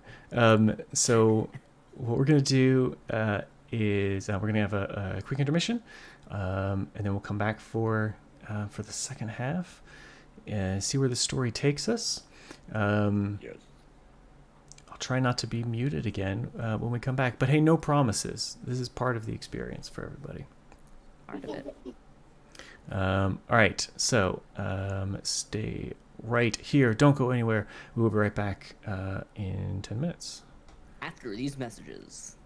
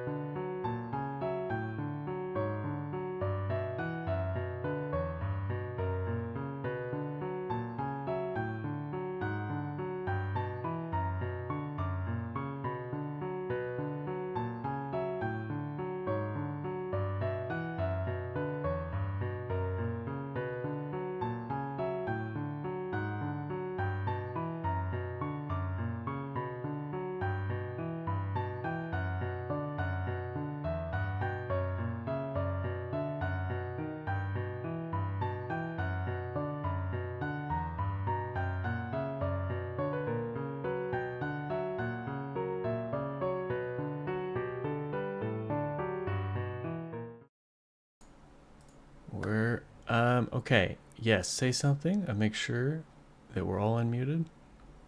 Hello, I respect women. Hello. I also do. I respect anyone who deserves respect. Just women. Oh, you only respect women? That's fair. I mean, that was an exclusionary statement. we basically said the same thing. I said I respect people who deserve respect. Welcome back, everyone. Thanks for hanging tough here with us. So when we sort of walked away from the computer, at least I did. Our intrepid heroes were looking at this thing. Well, one of our intrepid heroes was looking at this thing. Floating in the air of a darkened theater, menacing a young woman on the stage. It is fairly fixated on its target. That is to say, it doesn't seem to have particularly taken notice of the fact that you guys are here. But Ava does. Ava sees a big like robot-looking dude and a child, and then two of her classmates come barging in, and she goes, "Oh my god, what help, please, help!" And the creature then turns its head back in your direction and shrieks this horrifying howling. There we go. Shrieks this this horrifying howling, screechy sound, not unlike nails on a chalkboard, or teeth. Children who have just seen a spider. Yeah. So for you, Von Steelman, you don't see it turn its head or anything. You do hear the sound. So you're certain that there's something there.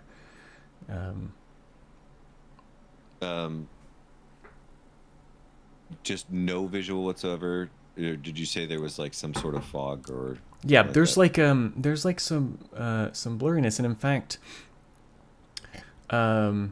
for Dainty, I was about to say. Yes, it is very similar to the anomalies that she observed on the cameras. Whatever it is about this thing, the material, the frequency, who knows? But it seems like technological viewpoints are obscured by whatever this thing's nature is. Gotcha.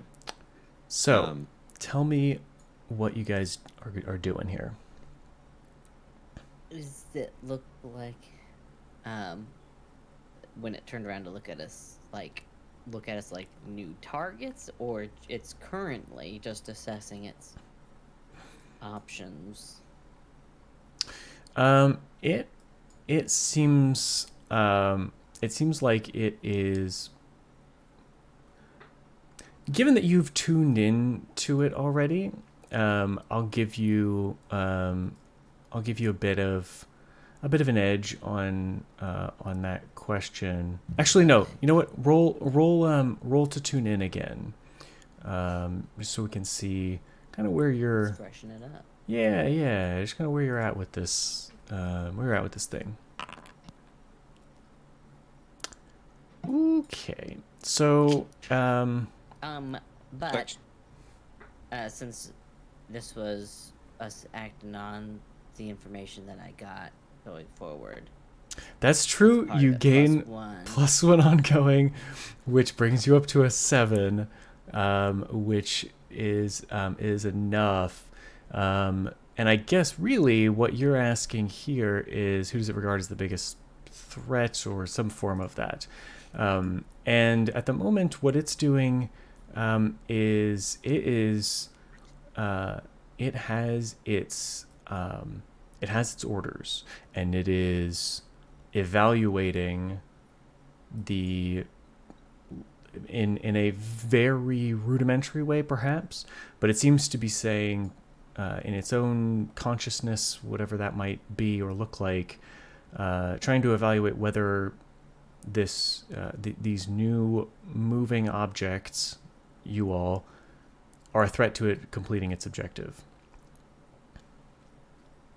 It's still fixated on Ava.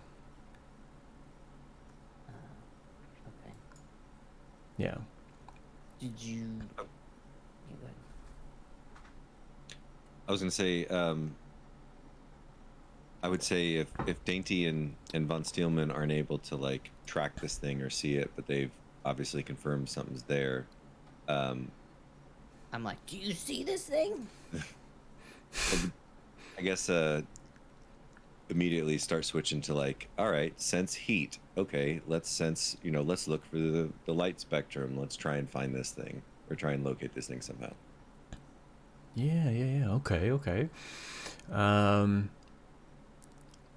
Let's see. So that would, I guess that's sort of like your weird science, maybe. That you're trying to. Okay. Actually, maybe. Yeah, I guess so. I guess roll. Weird science. I guess so. Hold on, let me just read here. So weird science is basically just lets you do like use magic stuff. Yeah. That is, but without being, you're not a wizard or whatever. And so do one thing that's beyond human limitations, I suppose, is fairly broad.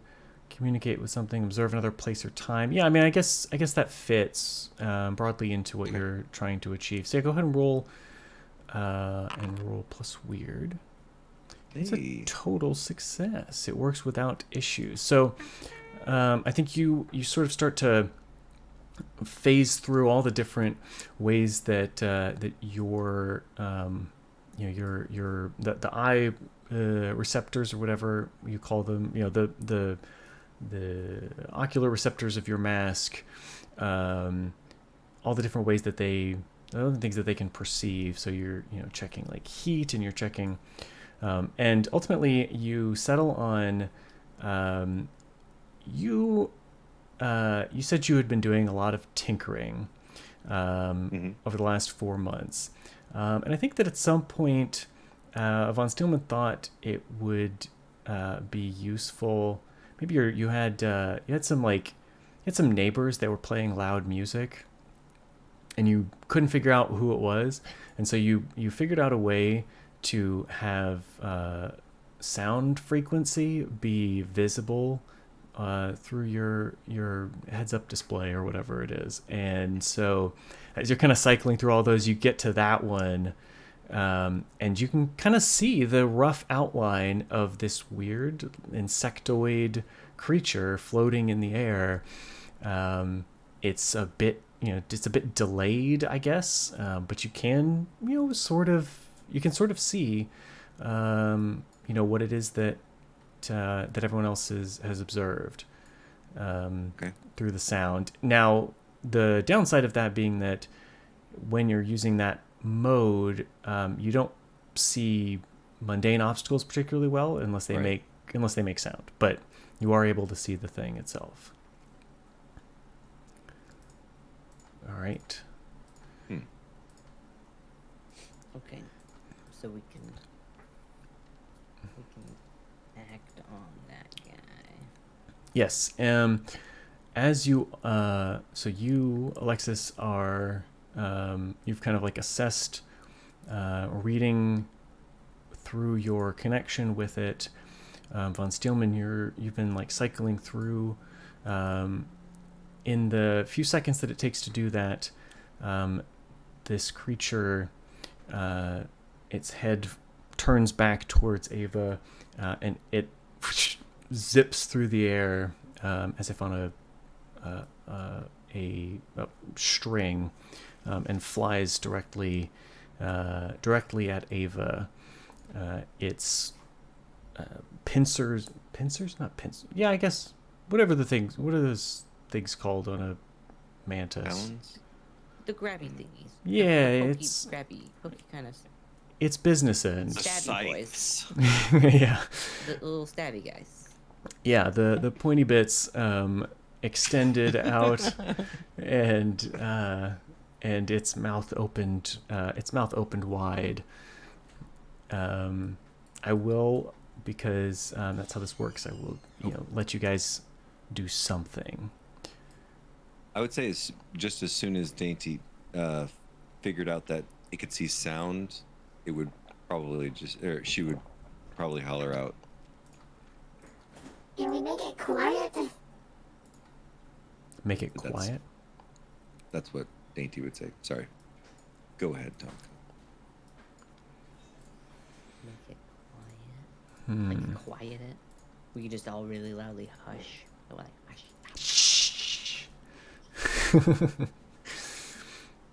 I don't have any. Don't you have a silence spell or something? I think that's what she was suggesting. Is that something that we would have seen? Like it is acting through. He's got to make the noise to do the thing. Maybe I was thinking about doing some magics. Okay. Anyway, I don't know how to.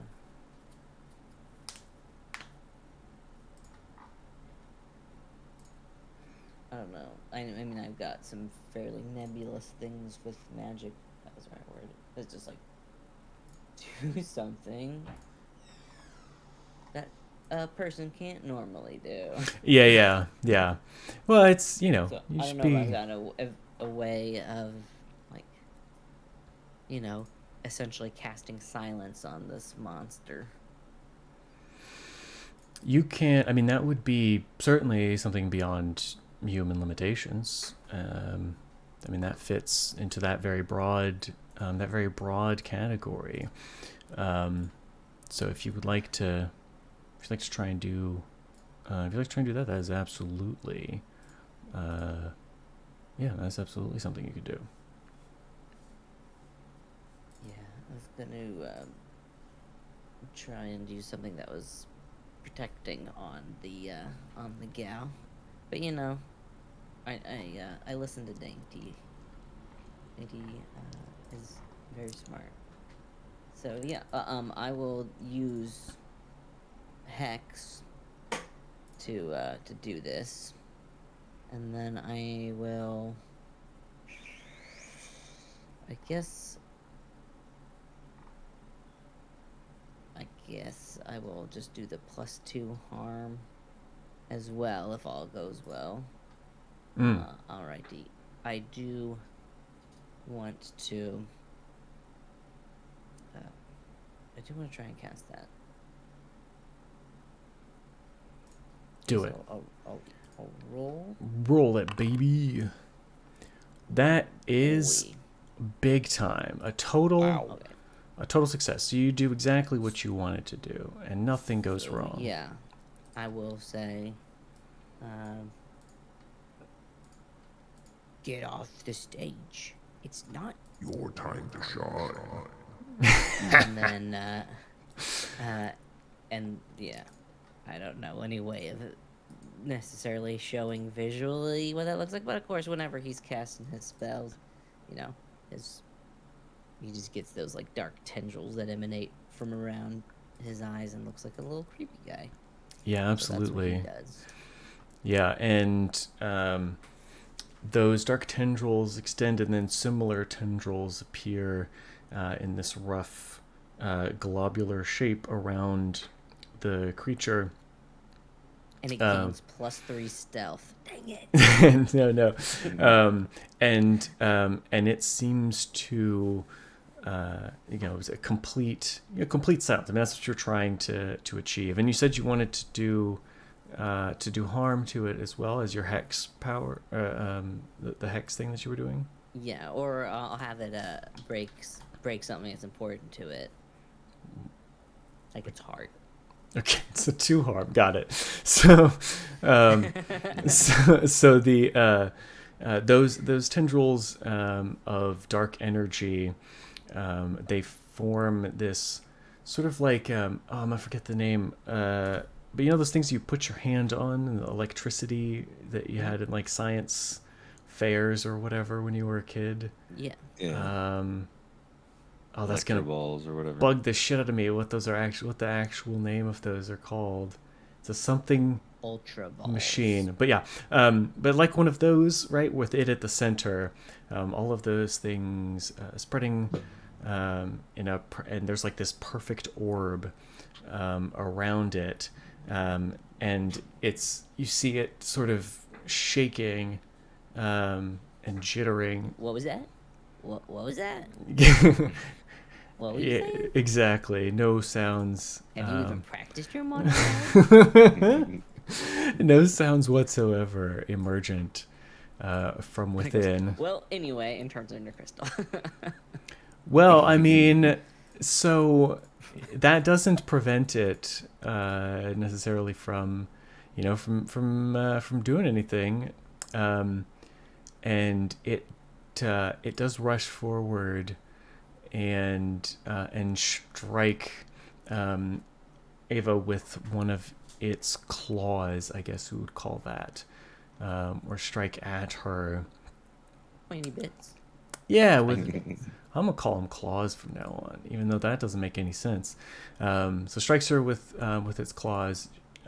Once it is close enough to do that, you can't hear her either, but her expression makes it clear that she is crying out in pain as she falls to the ground, and she raises a hand to block, sort of a reflexive, defensive gesture. And it's difficult not to see similarities to the 2 statues that you have seen earlier in her current posture.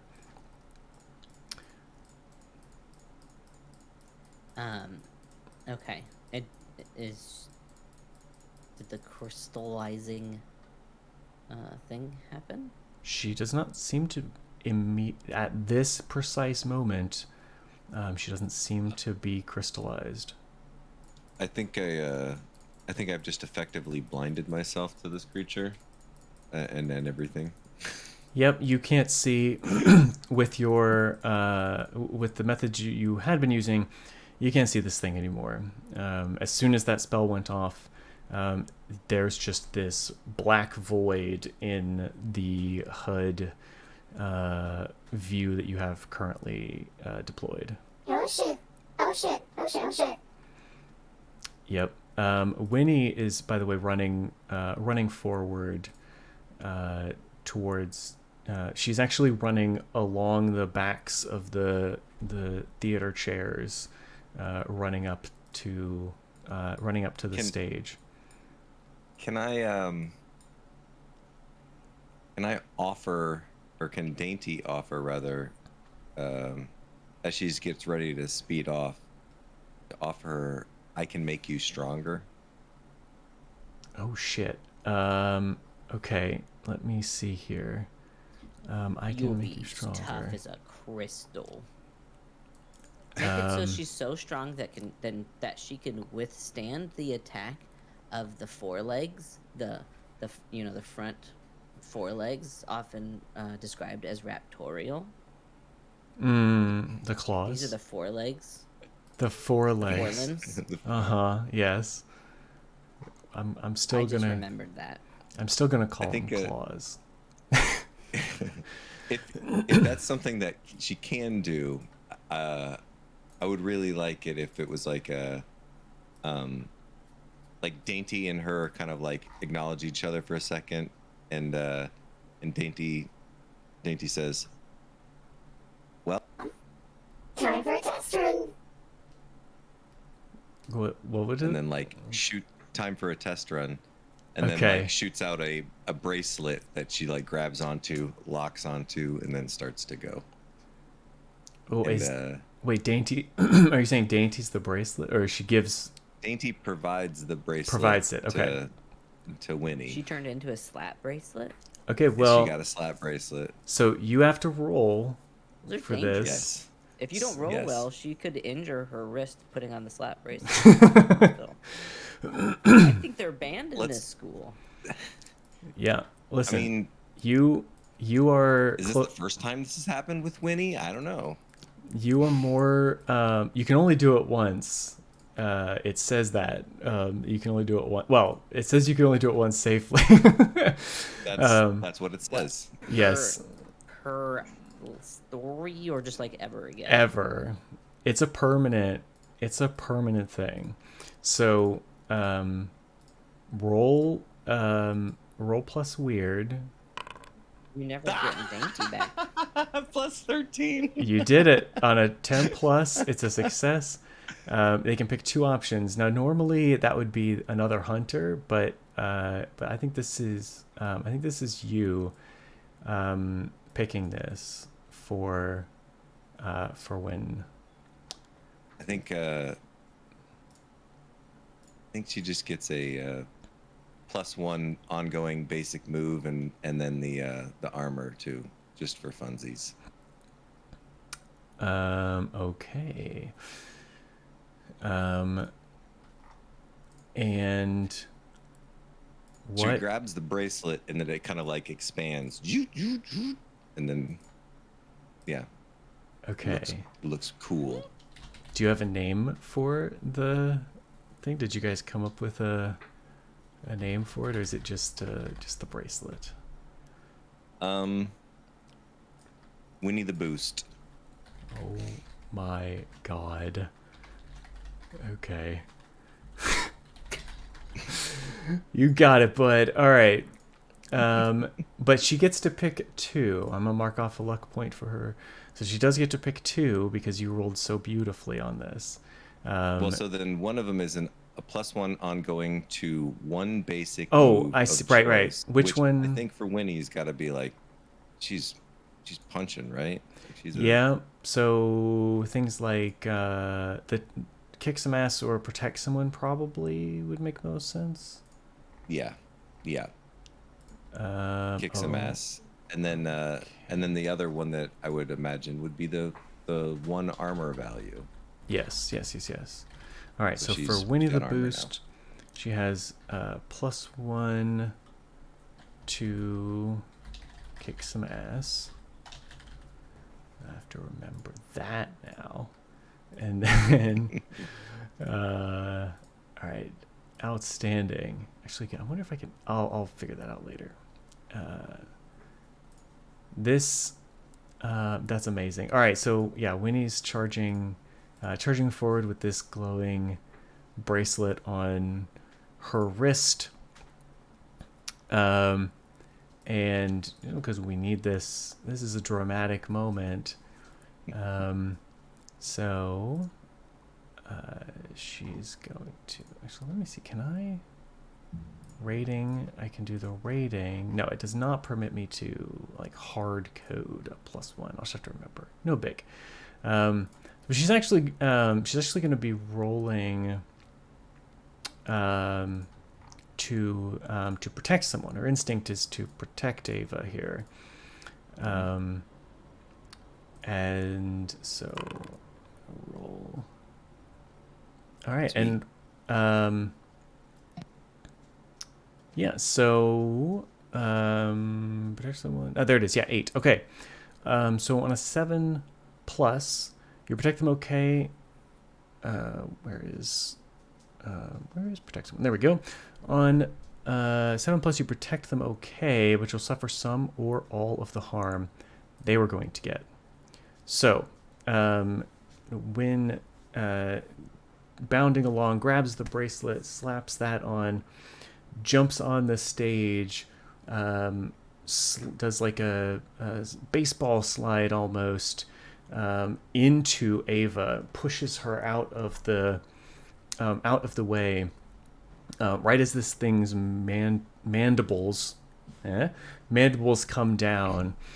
She lifts her arm, but her arm has a bracelet on it. She suffers 3 harm. However, she has some armor. Yes, so she has armor from that, and she has armor because she's a badass. She actually only suffers 1 harm from that, which is the good news. The bad news is that her arm starts to glisten, and where that mandible struck her, you see this crystalline, this crawling crystalline essence start to move up her arm towards her shoulder. She's the Crystal Exarch. Can I do a thing now? Or I would love that. Because the monster did a thing, so... Yeah. Allow Well, me.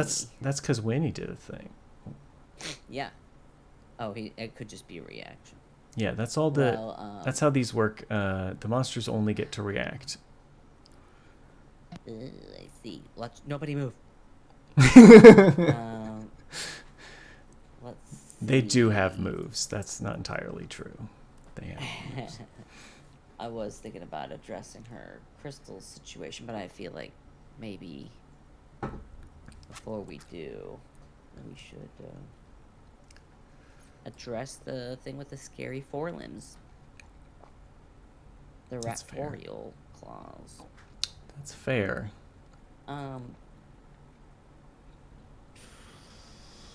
What you gonna do about it, Alexis? Are we gonna try and straight up fight this thing, or do we want to give ourselves a moment of reprieve? I will say, because you tuned into it earlier, and I want you to have this context, that as you make that decision, that what you were hearing from this thing as it was heading to its current destination to do what it is currently doing, it was following orders. And so in the parlance of Monster of the Week, what you're dealing with is a minion, and not the monster itself. Just so you have that context. There is something that gave this thing an order. Yeah. Just so you have that context. I suppose we should know what we're... It took 2 harm from my... It did. My thing, and it didn't seem to like it. It did not. So, okay, maybe we should just... Maybe we should just let it have it. Like, straight up its butt. Yeah, I think so. Yeah. Okay. So then I will. I'll do another hex, and the thing that I'm going to do along with it is inflict harm. Delightful. I'm going for a 3 harm attack. And I'm gonna roll that. Roll that. Beautiful. No, don't say beautiful beam footage. Beautiful dice footage. It's a total success. You did it. Total success. And of What's- course he's all like, break a leg. And then, I don't, whatever. That's just a thing that you say. But you know, his classic attack, the classic one, where he goes all creepy-eyed, and then opens his mouth wide. But wait, it's still getting wider. What the heck? And all of the swarm of locusts come flying out of his mouth and go to get the guy. You did all of that with the voice mod on, and it was just wonderful. Choice. Yeah. I pushed the button, but not hard enough. You gotta push it real There it good. goes. Yeah, now you're you again. But that was delightful. All right, so all those locusts. But I'm back. All those locusts. Okay, now I'm me again. Swarm. It didn't work that time, which is even funnier. Oh yeah, it takes a while. That's right. So all those locusts that you vomited out of your mouth go screeching across. If von Steelman still has that sound HUD up, is just a cacophony. It's just nothing. Your visual input is overwhelmed as these locusts soar across the theater and dive into the sphere of silence and start tearing at this thing. I would say then, as soon as the swarm of locusts come out, then Dr. von Steelman would try to switch back over to the visual field and hopes to like see a mass. Oh, absolutely. Accumulated. And so at that point is going to try and use destructive genius to, okay, let's see, wait, there's going to be some improvisational fun thing here.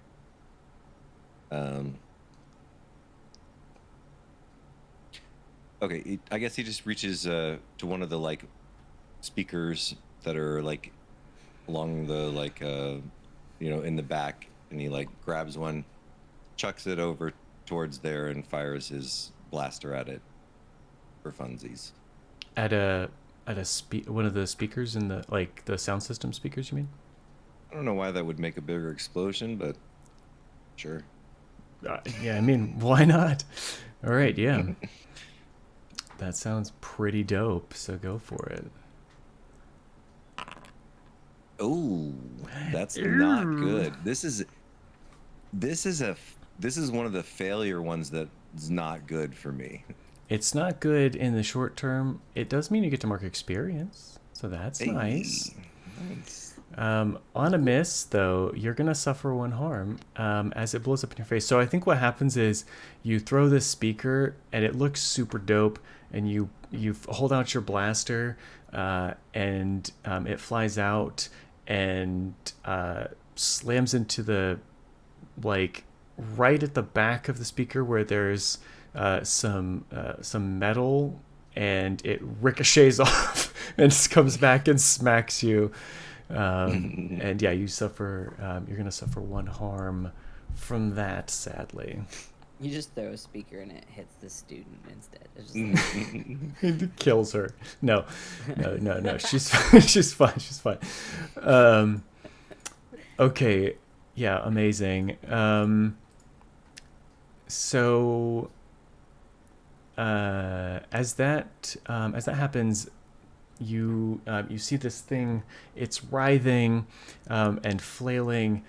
It strikes Wynn in that flailing, and she, just with like its limbs, she's still tough, but you can't hear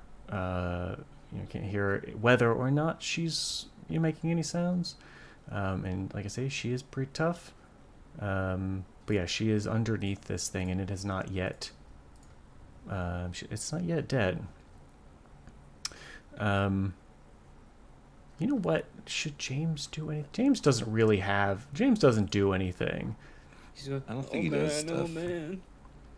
Oh man. He can. No, he can't really. He has some nunchucks. But I don't think he's really able to do a whole heck of a lot here. So yeah. He's like, no wait, I fought something like this in Dark Souls. Like the secret. Nope, that's it. Yep. So he does. Yes, he charges forward, saying that he fought something like this in Elden Ring. I don't know if James would have played Dark Souls. It's a little old for him, probably. Yeah, I don't know. You attack it in its vulnerable underbelly. Yeah.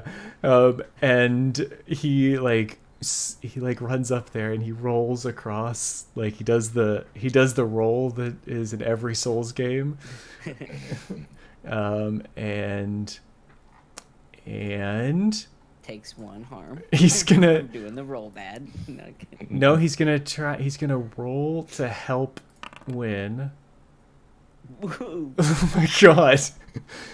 He rolled Chad. quite well. So she's gonna have a +1 to her next roll, which is to, I don't know. I mean, what when so Von Steelman, when you guys put together this Winnie the Boost, what would the scenarios be? Like, do you think that she'd be kicking some ass, right? Because that was, you wanted a +1 for that, right? So Yeah. So I think, and to be clear, this is not really something that Dr. Von Steelman and her have been working on. This is something that Dainty and her have been working on. okay, yes, okay. All right, well, so then she summons all of her strength, and because now it's a +1 because of Winnie the Boost, which means that's a total success, and the +1 from James, actually, so it's an 11. She's gonna also choose to inflict terrible harm on this thing, and with that, she's actually going to do. She's actually going to be able to defeat this thing. So, from her, well, I mentioned that it was very, very cold. She's wearing like a big like puffy jacket to stay warm, and from within that, she pulls out a baseball bat.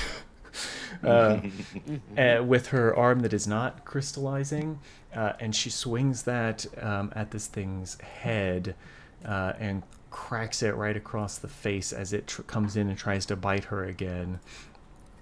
And its head kind of pops. It doesn't actually make a sound within the silence bubble, but it kind of pops and shatters, and the rest of the body kind of slumps down,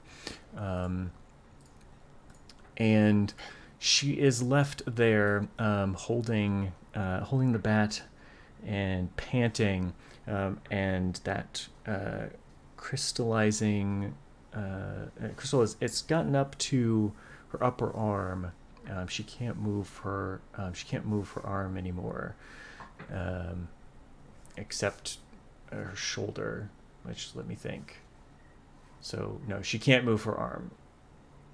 She can't move her forearms. Well, I'm trying to think if it's partway up her. I'm trying to think about the biomechanics of it. I think you do have to lever your elbow, right, to move your arm. I don't actually know. I mean, if it stops before Sounds you right. get to like the pit, should be all right. She can move it a slight amount, like maybe this amount of movement. She can shrug, which is one of the most important things for you her, can do for communication. it's extremely valuable. That's all she needs. That's all she needs in particular. But yeah, so that is that's where she's Does at. it stop then? The thing is no longer. I mean, the crystal is no longer moving up her So arm. it why don't you roll to read a bad situation, which is definitely it's definitely a bad situation. Okay. None of these questions are exactly right, but just basically if it's a good roll, we can work with it. That's not a particularly good roll. So good failure though. It's good that you can mark experience. Love it. Yeah, but I mean, I have a. I mean, that was, I guess, read it. But I mean, I was just trying to see if the crystal was moving. Well, you're like, Still she's up her arm? like, I mean, so she's on the stage, and as far as I know, you're still like pretty close to the door. So from that distance, it's really hard for you to tell, I guess is the answer. I walk over to her to go take a look at her. Okay. It is moving. It's difficult to say if it's advancing. Okay. So in other words, the edges are not static. It is dynamic. Live. Yeah. And so it's almost like it's a rippling, sort of like the ocean, along the boundary of where her flesh turns into crystal. It's moving. Hard to say if it's moving, but she doesn't look good. She's like, her breathing is ragged. In game terms, she's unstable. So yeah. Winnie, you're not attached to the new bling, right? The crystal? I mean, it's pretty. I know how girls are with sparklies. Yeah, it's pretty cool, but I would rather not have it, all told. I would like to try and do, I think, wait, where'd it go? I was just reading it.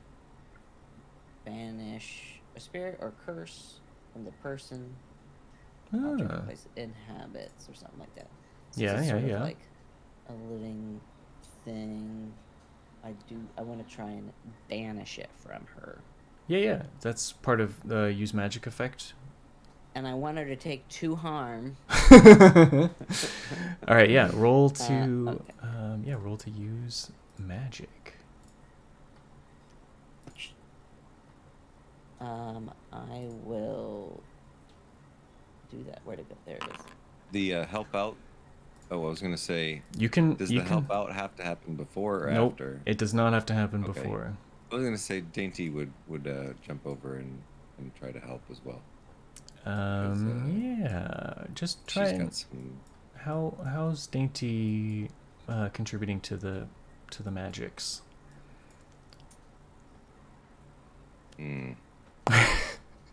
She's gonna bring over some antiseptic. I feel like, we are going to the monster and intervening on the attack that my tune in brought Yes. us to. I still feel like intervening on that. Oh. +1 onwards though. Okay. All right. It's like, okay, we're acting on that information for this guy. I know that's not going to carry over to All right. Daddy. All right. Daddy For the Crystal. this will be the last role that can apply to, because this is still part of. She got harmed as part of that. I'll let you have that one. All right. So on a 7 to 9, it works imperfectly. Choose your effect and a glitch. The effect was banish spirit or curse from the person, object, or place it inhabits. The possible glitches: the effect is weakened. It is of short duration. You take 1 harm. Ignore armor. The magic draws immediate unwelcome attention, or it has a problematic side effect. And I get to choose what happens with the glitch, but you get to pick the glitch. Isn't that nice? That is nice. I think. Wait, where'd it go? Okay.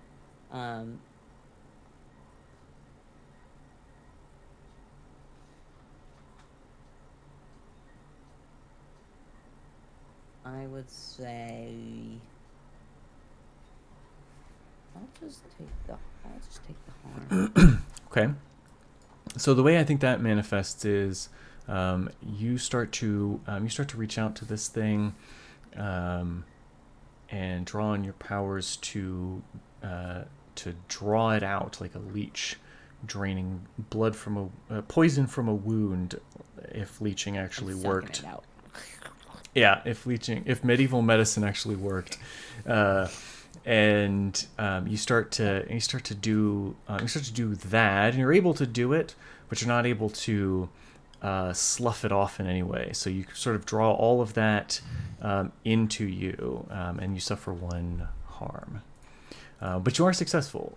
As you guys, Von Steelman, as you and Dainty are watching, you see the line of the crystal advancements start to recede and fall back and back, and until it has completely withdrawn.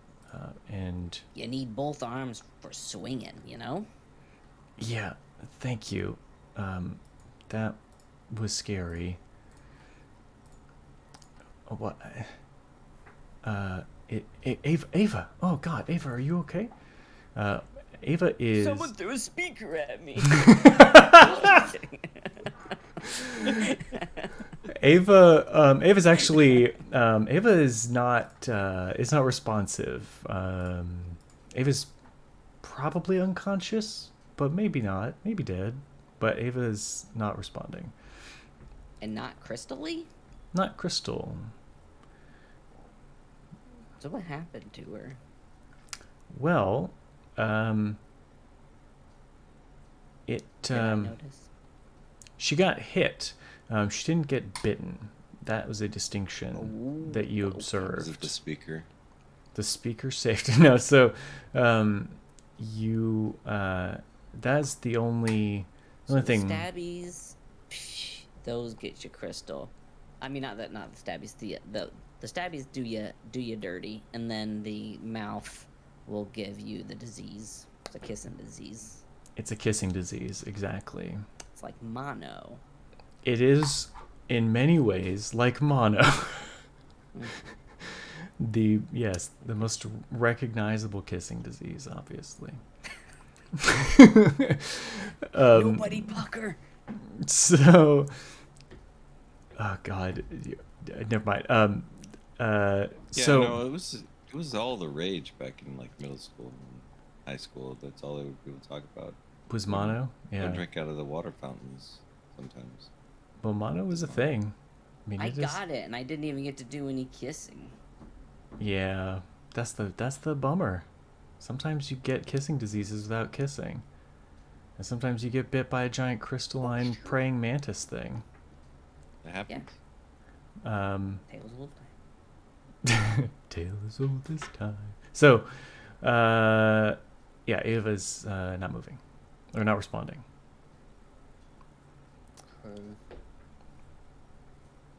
I want to. Can I sort of investigate? Investigate? Yeah. Well, tell me what you're trying to do. Investigate a mystery telepathically. What? Yes, you can. Into her brain. Yeah, you can. Or at least try, I should say. That's how that works. Yeah, absolutely. That is exactly what your telepathy ability is for. I mean, it's not exactly what it's for, but yes, you can certainly do that. Okay. If I'm doing it through that, it's still just the normal. It does say, sharp. Yeah, it does say in the text that you roll it the same way. So, you'll still use. You can investigate a mystery or read a bad situation. So you can do either of those, but those are both sharp, so it doesn't. What's my best way in to her brain? Yeah. Are there any dangers we haven't noticed? What's the biggest threat? I mean, what's the best way to protect the victims? Sounds similar. Is kind of what you're talking about. Best way to protect the victim. I see. Maybe. Yeah. So yeah, read a bad situation. I mean, like, I'm trying to think also logically. Mm-hmm. That's dangerous. What information I would actually get from her? I don't know. What information would you get from her? Yeah, I mean, I don't know. I don't know either. Because I'd also like to know. Well, I guess we know what can hurt it, and it is things and stuff. Things and okay, stuff. What's the best way to protect the victims? All right, that's a sharp. Yeah. So roll plus sharp to read a bad situation. Hey, that's a total success. All right, so you delve into her brain. I get all up in that brain. So Ava is not dead, which is the good news. So that's a positive thing. Ava's also not a hunter, a fighter, or a highly trained athlete like Winifred. So she got hit and she's out cold. It was a bad hit, in fairness. It wouldn't have felt good for any of you guys, but she's an actress and she's 17, so she's... And they don't have a lot of HP. Exactly. So she's not Winnie. She's not Winnie, being exactly right. She's Lucy. So the best way to protect her is you already did it. I mean, you killed the thing. Win bust its head open with a baseball bat. That's pretty strong. Baseball bat, locusts, maybe speakers. And speakers, exactly. That is what her unconscious mind is screaming out, like, just, kill this thing, right? Like, squish this bug kind of a vibe. You do have 3 things that you can ask. So that's one of them. Are there any of the rest of those that you want to try and see what you can get out of her mind, out of the list that you read?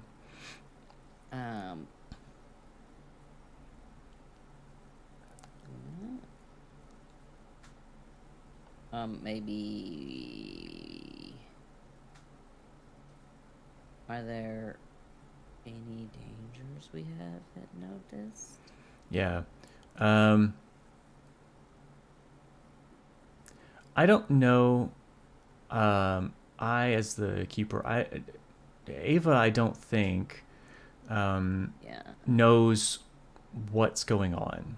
So she barely noticed the dangers, and so I don't think that she particularly has noticed anything that you haven't, if that makes sense. I don't want this to be a fail, like a wasted roll for you.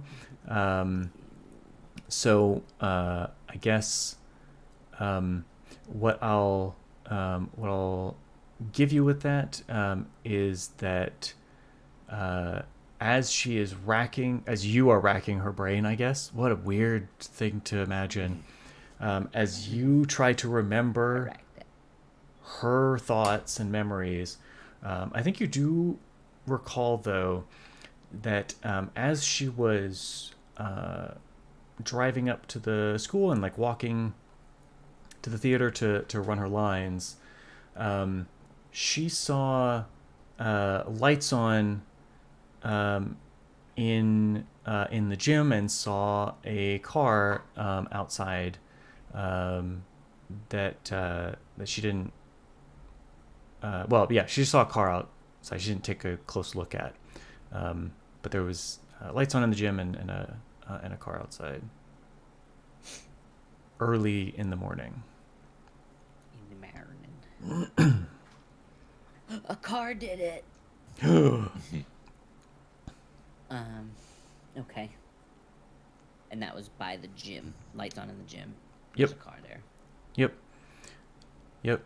In this morning. This morning, yes. Now, I'll recall for the players that Principal Matthews did tell you there's an event this evening. So that in and of itself probably wouldn't be particularly noteworthy. But the way that these kind of like psychic things are working is that this stands out to her specifically because it didn't seem related to the event. Here. Okay. Yeah. Anything else that you wanted to try to ask? You want to hold on to those? You don't have to necessarily use them all now. I mean, I need to I guess I could just maybe remember something later. Yeah. Okay, so, hey, maybe we should take her? Shouldn't move them. what do we do with the child? I forgot. Wynn says, I'll watch Ava, and I'll get her to Principal Matthews. I don't think I'm in any condition to follow this up, but I'll keep an eye on her. Take the bench. So, you kicked some ass, kid. Nice job. Yeah, thanks, Dainty, and thanks for this too. I kind of feel like it saved my life, so thank you. Oh, Oh, yeah, you're definitely gesturing did. your arm. You must be talking about where I took that monster out of you. You're Yes, welcome. Alexis. You're welcome. Yes, thank you for that too. Obviously, and James says, "So, what should I do? Like, should I come with you guys? Like, I could totally kick this thing's butt. Or I mean, I guess we kicked its butt, so like, it's good, right?" I mean that. What's the person? What's her name? Winnie? Ava. Ava.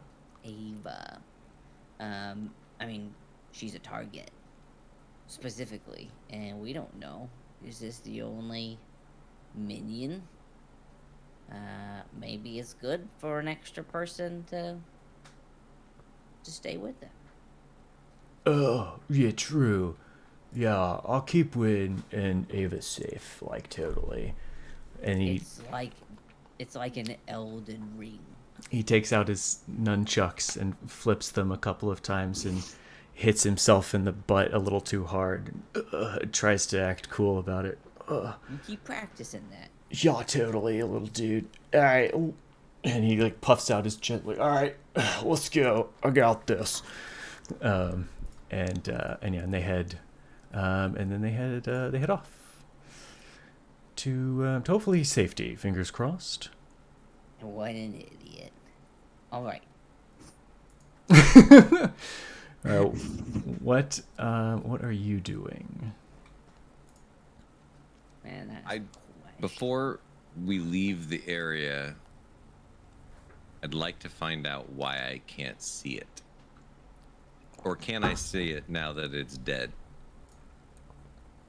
Oh, now that's fascinating. I'm gonna say yes, you can see it now that it is dead, and I guess it's more visible for Alexis and everybody who's using their normal, human eyes to look at it. But now you do see it. You sense that kind of like resonant frequency, which as I suggested, it was like a biomechanical, like a biorhythm of some sort. That resonance is absent, and in the absence of that, you are able to see it. So yeah, you see this kind of quite clearly, that same kind of crystalline structure that you saw the two statues made out of. And it turns back into the coach. No, this is still in the form of the that same. Take off its mask. Yeah, old man Jenkins. No, this is still just that weird like mantid creature that you had seen previously. Yeah. Okay. All right. So, what would you guys like to do next? So you've got, I guess the main lead that you unearthed was that there was some unusual, unexpected activity observed at the gym. You've got other options as well. You can always try and tune into it again. You could perform some additional experiments, use your weird science, whatever you guys want to try and do. What's on your agenda? I'd like to kind of record that frequency and try and see if I could scan for it, effectively trying to locate similar, disturbances. Okay, I like that. Let's see what that would be. Actually, if I can expand my range a little bit, this I'm sure would fit into the use magic category, but perhaps Dainty has connected into whatever sort of network that there is. I don't know. Could that? Like the Wi-Fi Dainty or had whatever. Some sort of frequency to like listen for. I don't know if she could use the technology to adapt to listen for that, or like maybe grabbing speakers out of computers that are connected to the network just to like triangulate where something like this some similar frequency would come from. That's super fun. Yeah, go ahead and roll. I think that is a kind of a weird science kind of thing. You're basically trying to do something magical, right? But using technology. Trying to lock onto that frequency and use the eyes and ears of the technology. Yeah, which one of the effects for use magic is observe another place or time, and that's more or less what you're looking to achieve here. All right, so you're able to do it on a 7 to 9. It works in perfectly. Choose your effect in a glitch. And like I say, I think the effect you've described, I think, is in keeping with something like observe another place or time. So that works for me. Which glitch would you like? Let me see. The effect is weakened. The effect is of short duration. You take 1 harm. Ignore armor. The magic draws immediate unwelcome attention, or it has a problematic side effect. I'm a big fan of the unwanted attention. Yes, you are. Okay, so I think you, or Dainty rather, Dainty kind of taps in through the Wi-Fi, which when Dainty was plugged into the principal's computer, she was able to map the network of the school, just part of her protocols, just automatically, so she's got all the different hubs and extenders, and she's got the full network map.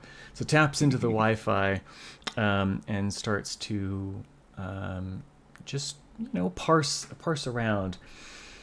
You do find you do manage to find.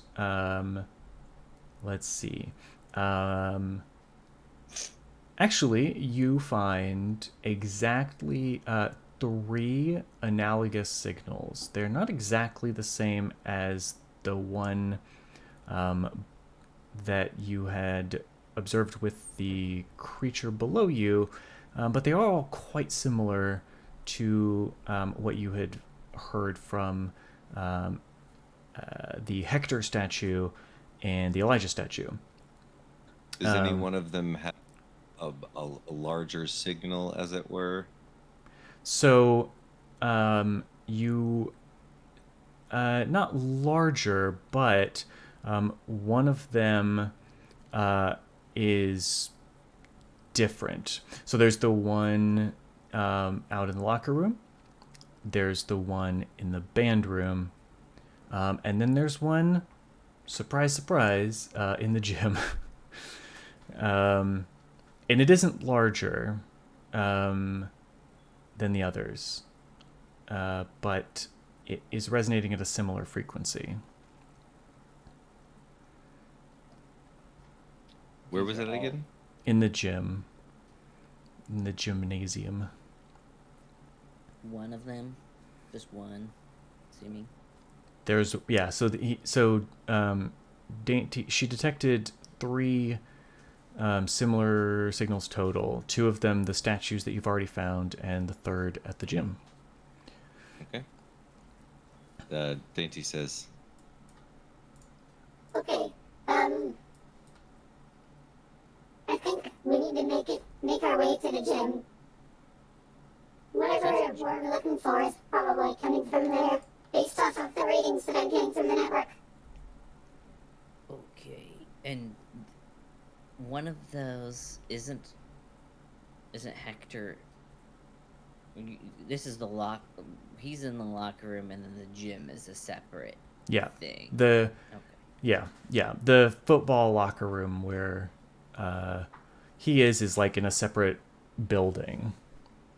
Okay, so I also, when I was all up in the brains, saw a memory of Ava. Yep. Ava? Okay. Yeah. Ava arriving at school and then seeing that there was, early in the morning, and seeing there was already lights on in the gym, and that there was somebody there already, and that seemed weird. So I think we should go check it out for sure. We should really, really talk with the coach. Yeah. Really. Really? Like for real. All right. So you guys gonna head to the gym? Let's go. And as we're making our way there, just kind of Making our way. Dainty's just keeping tabs on that different energy, if possible. Okay. All right. Yeah, that's. Cock my gun. Just kidding. I don't do that. You have a. Cock your locus. A slingshot, don't you? Sure. Yes. Okay. But I don't want to cock it. You don't want to cock my your slingshot. Von Sting shot. Yes. Yeah, exactly. All right. So you guys head over to the gymnasium, exactly as you, Alexis, saw in Ava's memory. The lights are on, and there's a car parked outside. The car has it's like a early 2000s Honda, just like a a very nondescript car. And you. That's the car from my dream that I had through Ava's brain. Exactly. And They put in long hours. yeah, so exactly. Yeah, that car still has been there, presumably all day. You guys walk into the gym. I'm gonna actually switch. I'm gonna switch scenes here.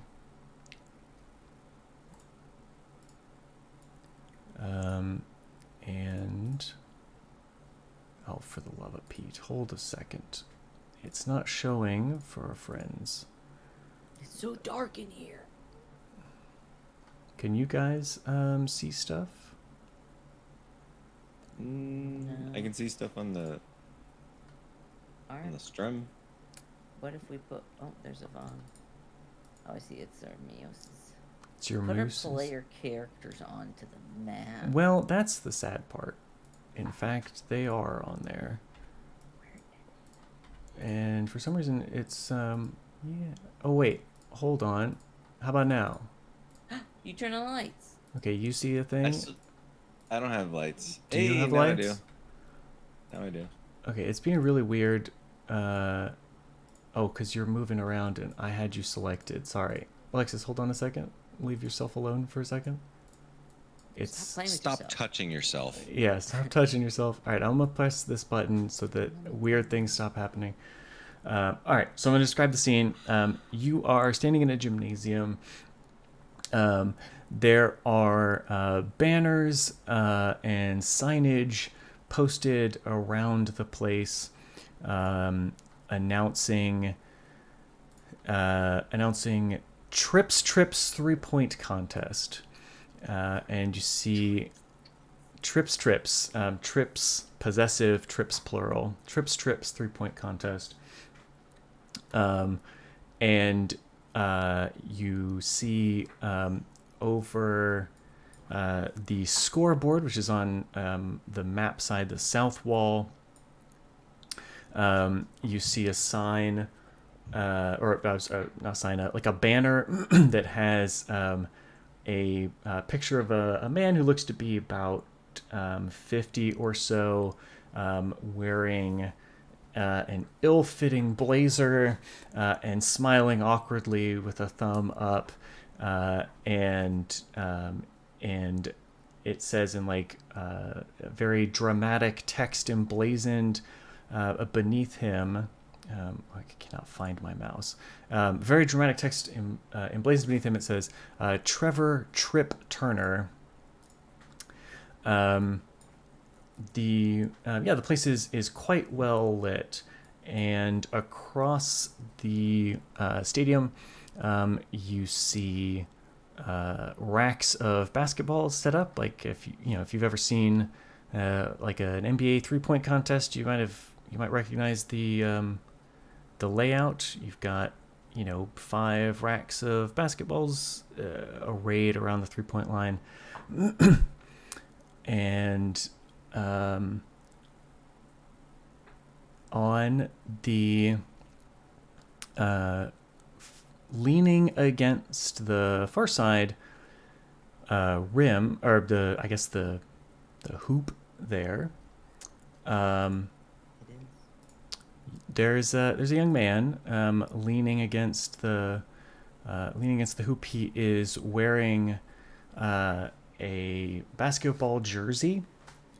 So, like a I can only think of the word wife beater, and that's not the right word, but like a tank top type of type of thing with the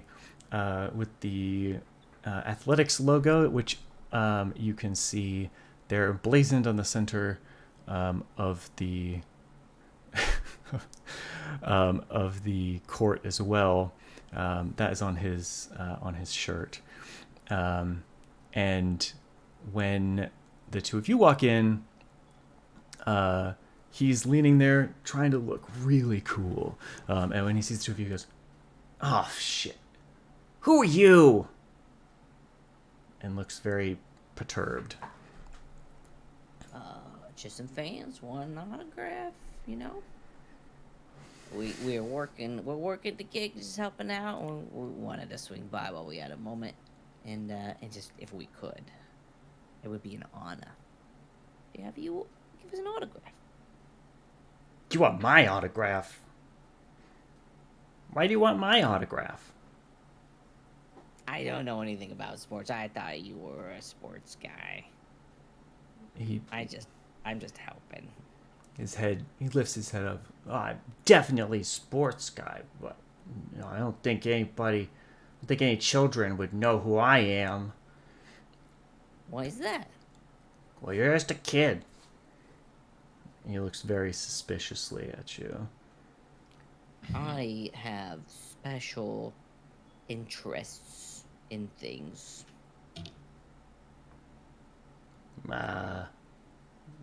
Okay. I just heard from this guy that you were a cool sports guy, and I trust in what he says. Look at him. He knows what he's talking about.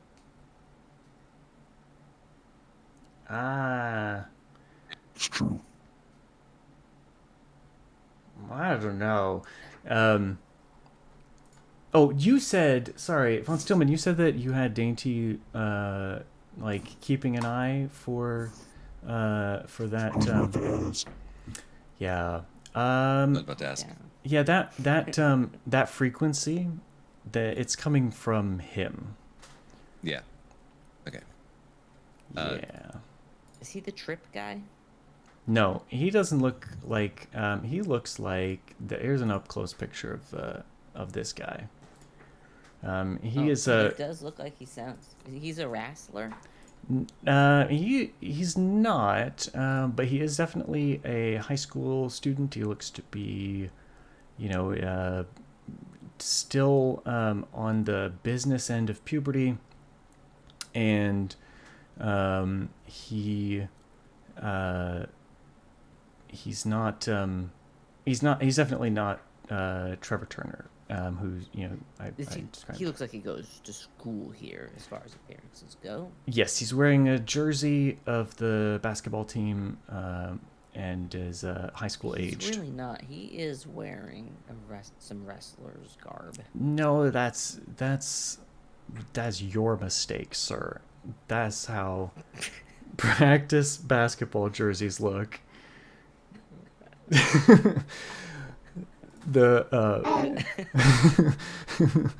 No, but Love it. it does have the logo, and yeah, it's sorry. Go ahead. It's a, Is this? Okay. I was just gonna ask if it was a Zal original. yes, both of the drawings Sal whipped up for me. Nice. Noise. Yeah. Upon like well, I guess Dainty kind of figures out that this is the like anomalous source, and steps forward and says, "So, What was your beef with Ava? Anyway, what do you have against her? His eyes narrow, and he says, "How do you know about Ava? Ava got every lead role. Every lead role. It didn't matter.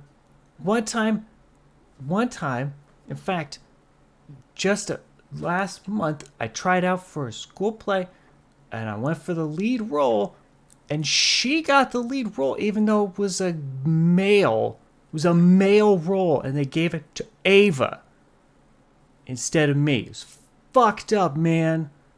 It was fucked up." That's So fucked up. What about the football guy? What was your beef with him? What was the question? Who was it? the football guy." Oh. I couldn't remember his name. Oh, yeah, fucking Hector. Yeah, Hector. Everybody loves Hector. Hector got a scholarship to Ferris State. Do you know how cool that is? I want to go to Ferris State. The scouts won't even talk to me.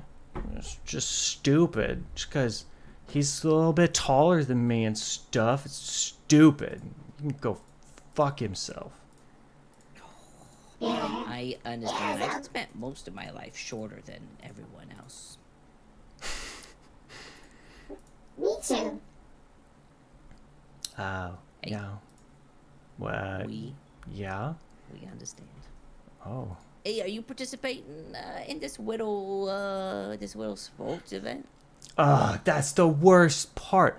I wanted to be here.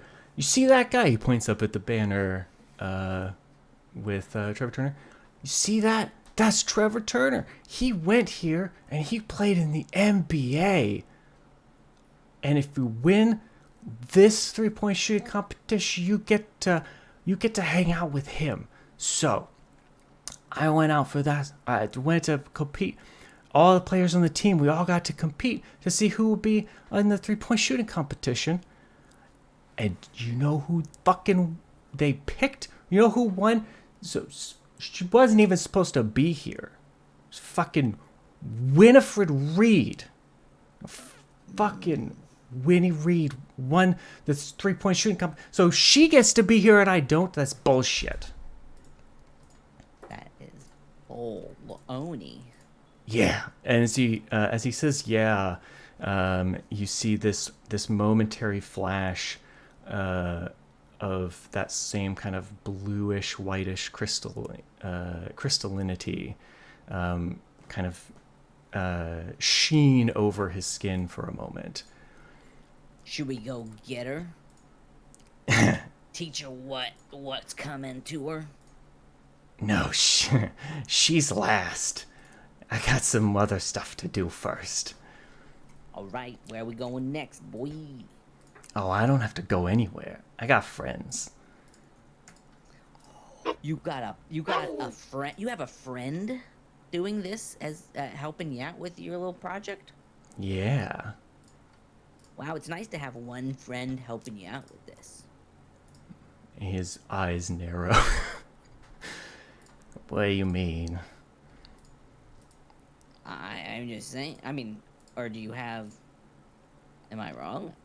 You have a bunch of friends helping you out?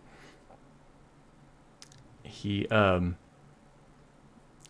of cocks his head at you, and he says,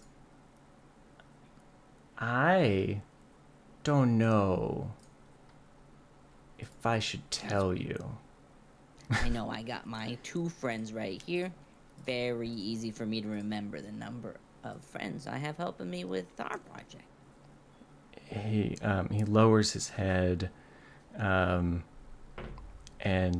closes his eyes for a moment, and then they snap back open. When they do, the whites and everything is gone. It's just that blue crystallinity, and he says, You broke it. Oh, we're kind of clumsy. You can't be mad at us.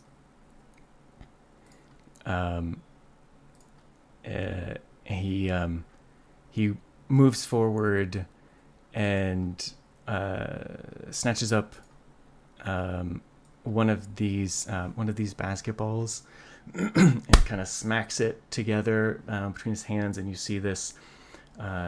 It gets lined with this those crystals, this rough, pointy edges around it, and he pulls back and hurls it in your direction. Like to protect. I'd like to protect. Okay, roll to protect someone.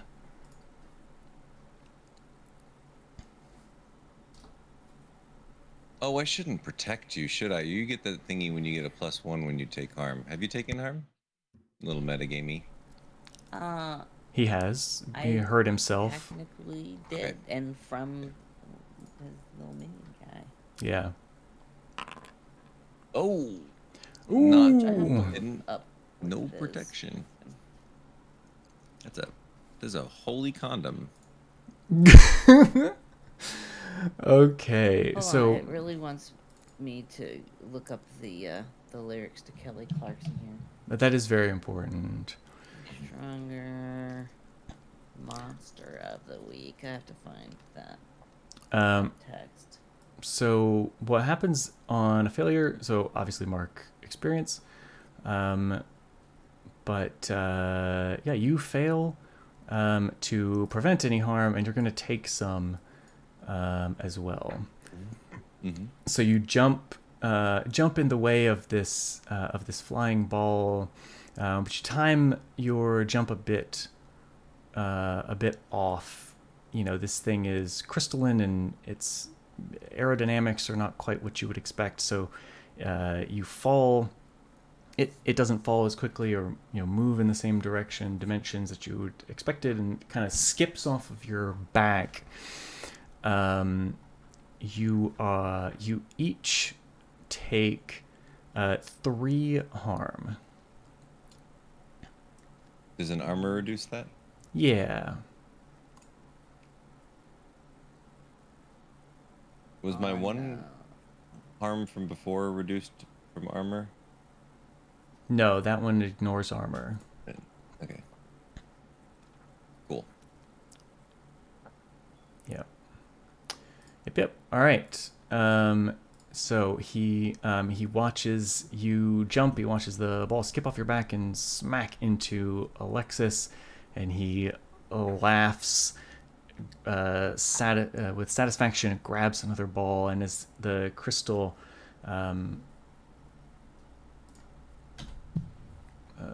Foundry was freezing on me. As the crystal starts to grow around the ball again, you see it start to move up his arms too. He's but he's grabbed another ball and started to prep that one. What are you guys gonna do? I would like to explode him. No. Ooh. I don't know. You'd like to poop? I mean, that's fair enough. I'd like to do and spell at him. You'd like to spell? I'd like to do and spell. Yeah. I mean, he's a kid, and that's the like. Yep. You know. He but is. also, he's definitely a prick. He. True. So there's that. Yeah. Alright, let's say that I'm just gonna do a little hexaroonie. Okay. And to make this sort of thing work, I'm gonna try and leech some of his, life force, as it were, via some tendrils coming from under the ground that are connected to me. I want to inflict 2 harm on him while healing 1 harm for me. Ah, nice. Okay. Use the heal 1 harm from an injury or whatever. Okay. Roll your hex. Roll plus weird. Let's get weird. All right. That's a mixed success, which is fun because it means that there's going to be a glitch. So, the effect is weakened, short duration, take 1 harm, ignore armor, it draws immediate unwelcome attention, or it has a problematic side effect. Which of those would you like to pick?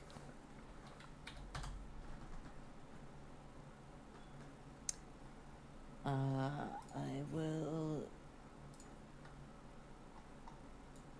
will take 1 harm. Okay. So essentially nothing happens to me, but he takes 2 harm. Yeah. So you start to draw some of his, essence out, and you can feel it kind of leaching away from him. When you do that, I think you catch a glimpse through your connection with Vel. I think you catch a glimpse that he is himself, but there's also something else there too. So there's some kind of creature there, because as you draw that energy out of him, I mean, 2 harm to like a normal person is a lot of damage, right? Bearing in mind you guys are like superheroes essentially, and 7 harm kills you. So 2 harm is a lot of hurt, and he's not. I mean, he's upset, right? But he's like, still standing.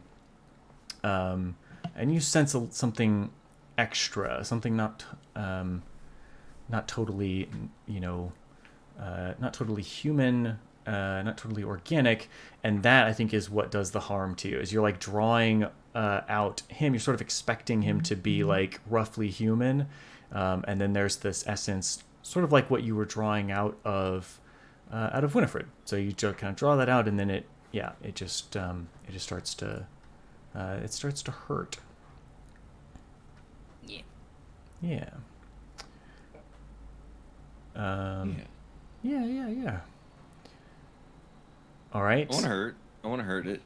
Do it. Give him some hurt. Be nice. I'm gonna try and do the big hurt. The big. Throw him at one of those hurt lockers. Right.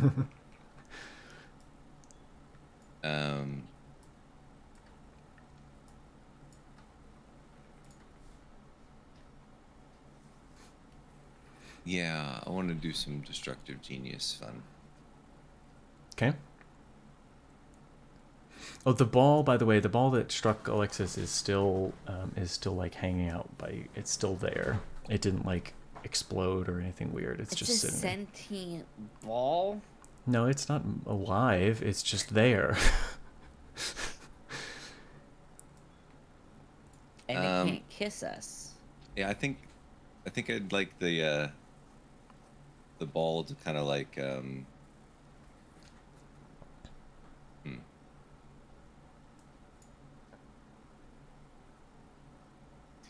Okay, this would be fun.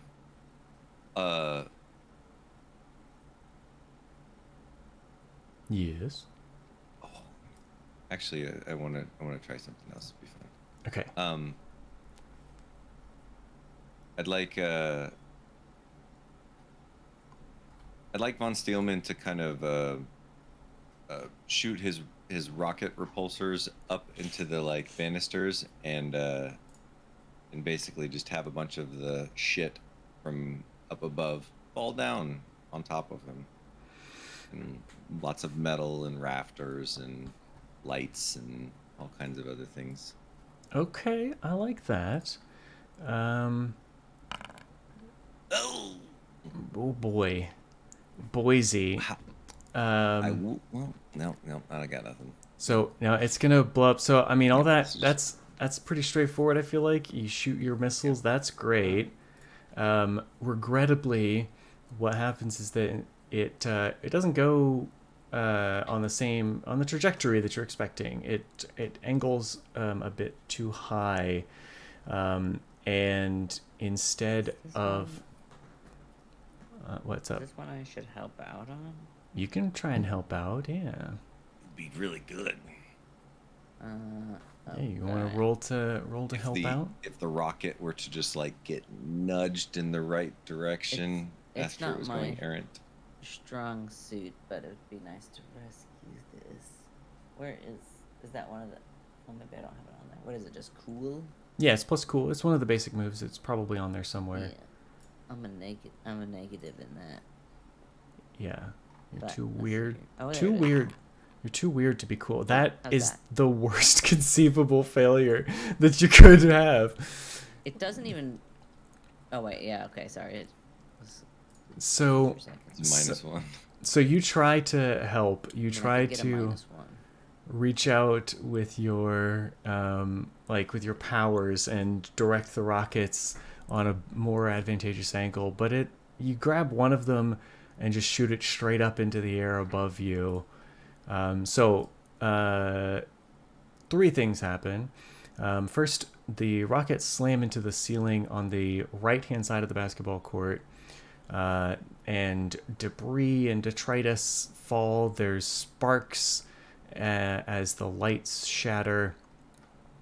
And rockets, debris and stuff from the rockets fall on top of the two of you as well. And you're each going to take, let's call it, with two failures like that, let's call it 2 harm. I'm helping. Don't forget 2 to harm just- minus the armor. Yes, your armor will protect from that. And make sure to mark experience for those failures, by the way. Oh, I leveled up. For both, like 2 experiences. Well, for the ones that your fails, any of your fails, mark experience, yeah. Only your own, not for each other's. Okay, and I let Von Steelman know. Just sort of like medically speaking, I am 1 good ouch away from dying. Just like medically speaking.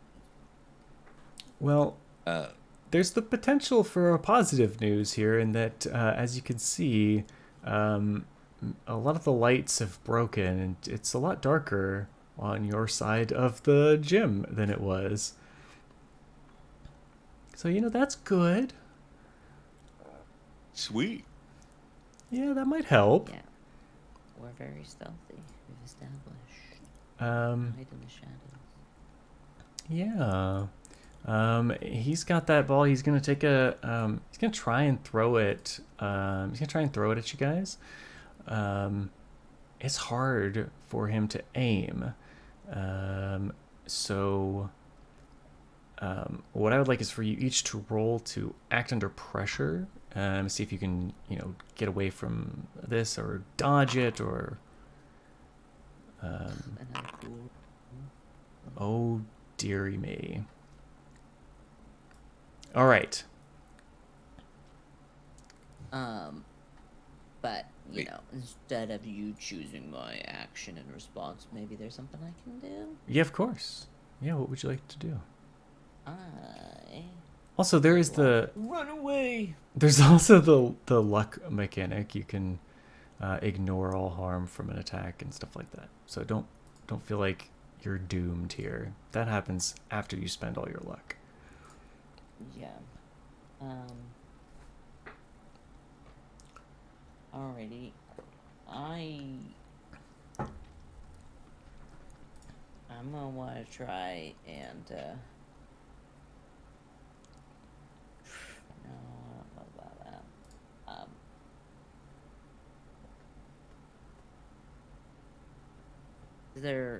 Is there anybody else around us that we've seen? It's just this dude in here, right? It is. Yeah.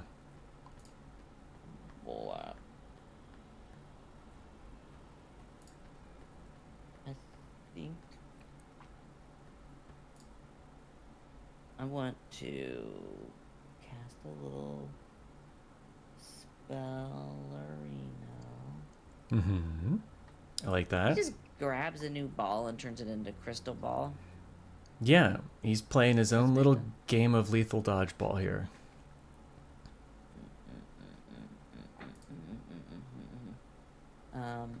I don't know. That means if you catch it, he's out. That's how it works. That's how dodgeball works. Oh, dang! All right. I was gonna try and do the banish since it's him and like something else. Uh-huh. Try to banish that thing from him, like with the arm, but more bigger. I don't know if this is like. Obviously, I don't have probably time for that if he's actively in the process of a ball coming at me. I don't know where in the timeline that would be it. Yeah. Ball Then, in the air. It's traveling. Then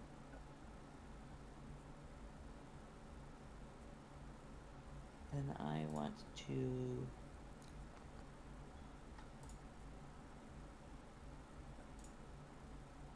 All right, I'll just do one thing that is beyond human limitations. Instead of doing like one of my trapping kinds of things, I'm going to try to block it. And I would like to use a big, like, shadowy figure, but solid as they've been, hand that comes out of the ground to block it. I like that. All right, go for it. And also, I will do that as a hex. Hex. Because I would like to. Maybe it goes back to him and harms him or something. Maybe. Maybe. It's possible. It could happen. Due to the way statistics and numbers work, I am due a good roll. That's how it works. Dear Lord. +1. I'd like to help. The thingy. We could at least maybe get a mix success out of it. Where did it go? Yeah, we're still fighting the same entity, right? Do I get my what does not kill me +1? Oh yeah. You have what does not kill me. Yeah. You've got what doesn't kill me. You gain +1 ongoing. Absolutely. So that is a mixed success there. I take a harm. No, I'm just kidding. I'm not doing that. I mean, whatever you want to do, man. But you do get the effect that you wanted. And he is going to suffer that 2 harm from the hex. So I like to imagine that's like the hand grabs the ball and like throws it back at him. Okay, here's how I'm picturing it. Oh, give me. Shoots up out of the ground and like swats it at him, and then the hand goes. Perfect. Love it. I love it. And which of the glitches would you like? I'll take the unwelcome attention. Oh, I like it. He's gonna be pretty ticked at me. I taunted them with my little bleep bleep bleep bleep. Yeah, exactly. And that makes perfect sense to me. As a result of that, he is going to.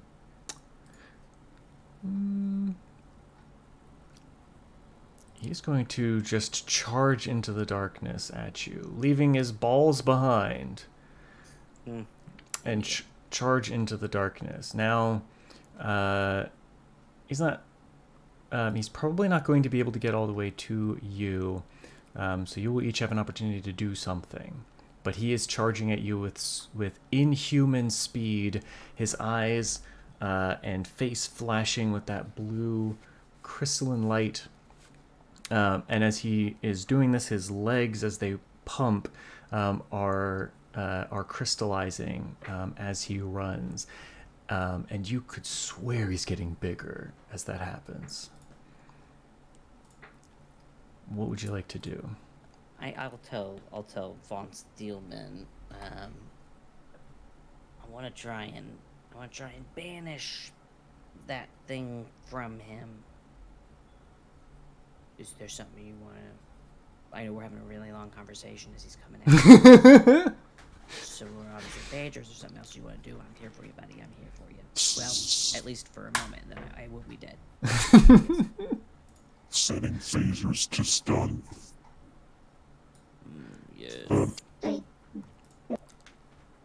Can I try and just disable him, like literally hit him with a stun gun? Yeah, I guess that would be like a use magic-y type of a vibe, right? Yeah. To trap a specific person, minion, or monster, I feel like is what you're doing. And I think it does make some sense, because you've been like studying this frequency and stuff. All right, you've got a mixed success there, so you get to pick a glitch. What glitch would you like to pick? Trying to remember if I have anything I could add to this, just to see. Because I had a 1 forward on something, but I don't remember what it was. I don't remember if it was related, and I don't think I got another one, so never mind. Let's see, the glitch. It can be weakened or of short duration. You can take 1 harm. It can draw immediate. Take 1 harm. Okay. All right. So describe the stun effect that you're trying to do here.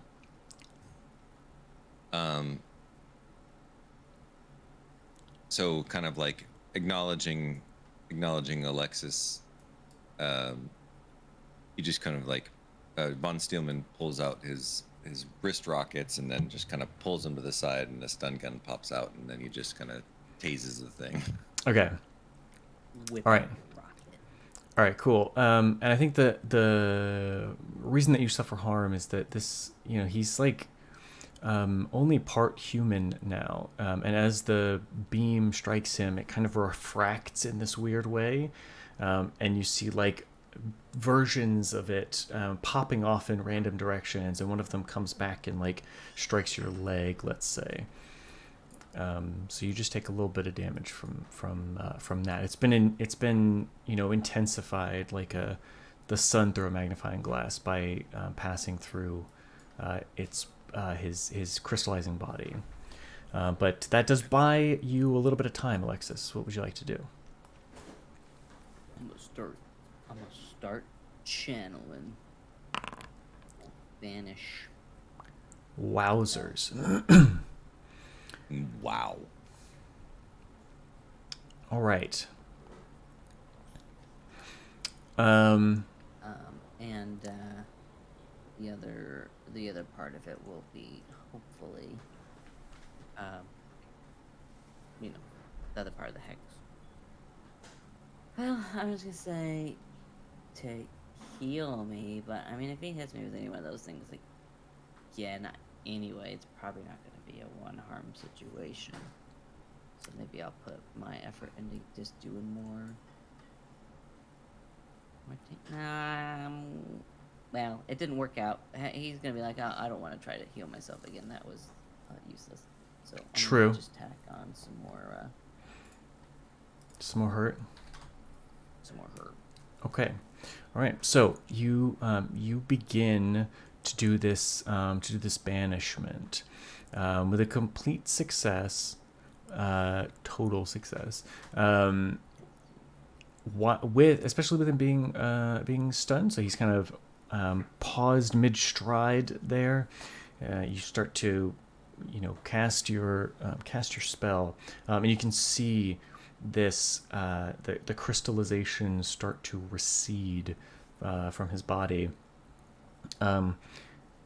That banishment effect. What happens is, as that is receding, you see that entity. You see the crystallization sort of be forced away, pushed out of his body physically.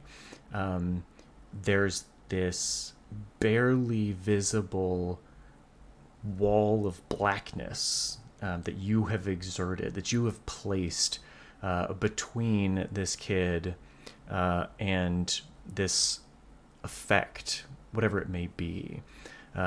As it is drawn away from him, it takes on the form of like a giant. It basically just looks like a giant rock floating behind him. Von Steelman, you can't see this. As soon as it parts from him, it is vibrating at that frequency that you can't see anymore. That thing shrieks. You hear this ear-piercing sound as that thing shrieks in fury, and you see this dust start to pour off of it, this cloud of dust pour off of it in every direction. Ryan, which is his name, sorry. I have a whole name and backstory for this kid. Ryan, still frozen by your stunning effect, he starts to some of that dust gets into his mouth, and he starts to, from his mouth, starts to crystallize. Oh, too bad. No, I'm kidding. So Yep. The Rock, Yeah. Dwayne Johnson, excuse me, is this is still a sentient and active critter. Yep. And it is it bears the wounds that you had been inflicting to Ryan. Ryan does not look worse for wear, despite all of the magic and stuff you've been hurling at him. But this thing does. It has chunks missing out of it.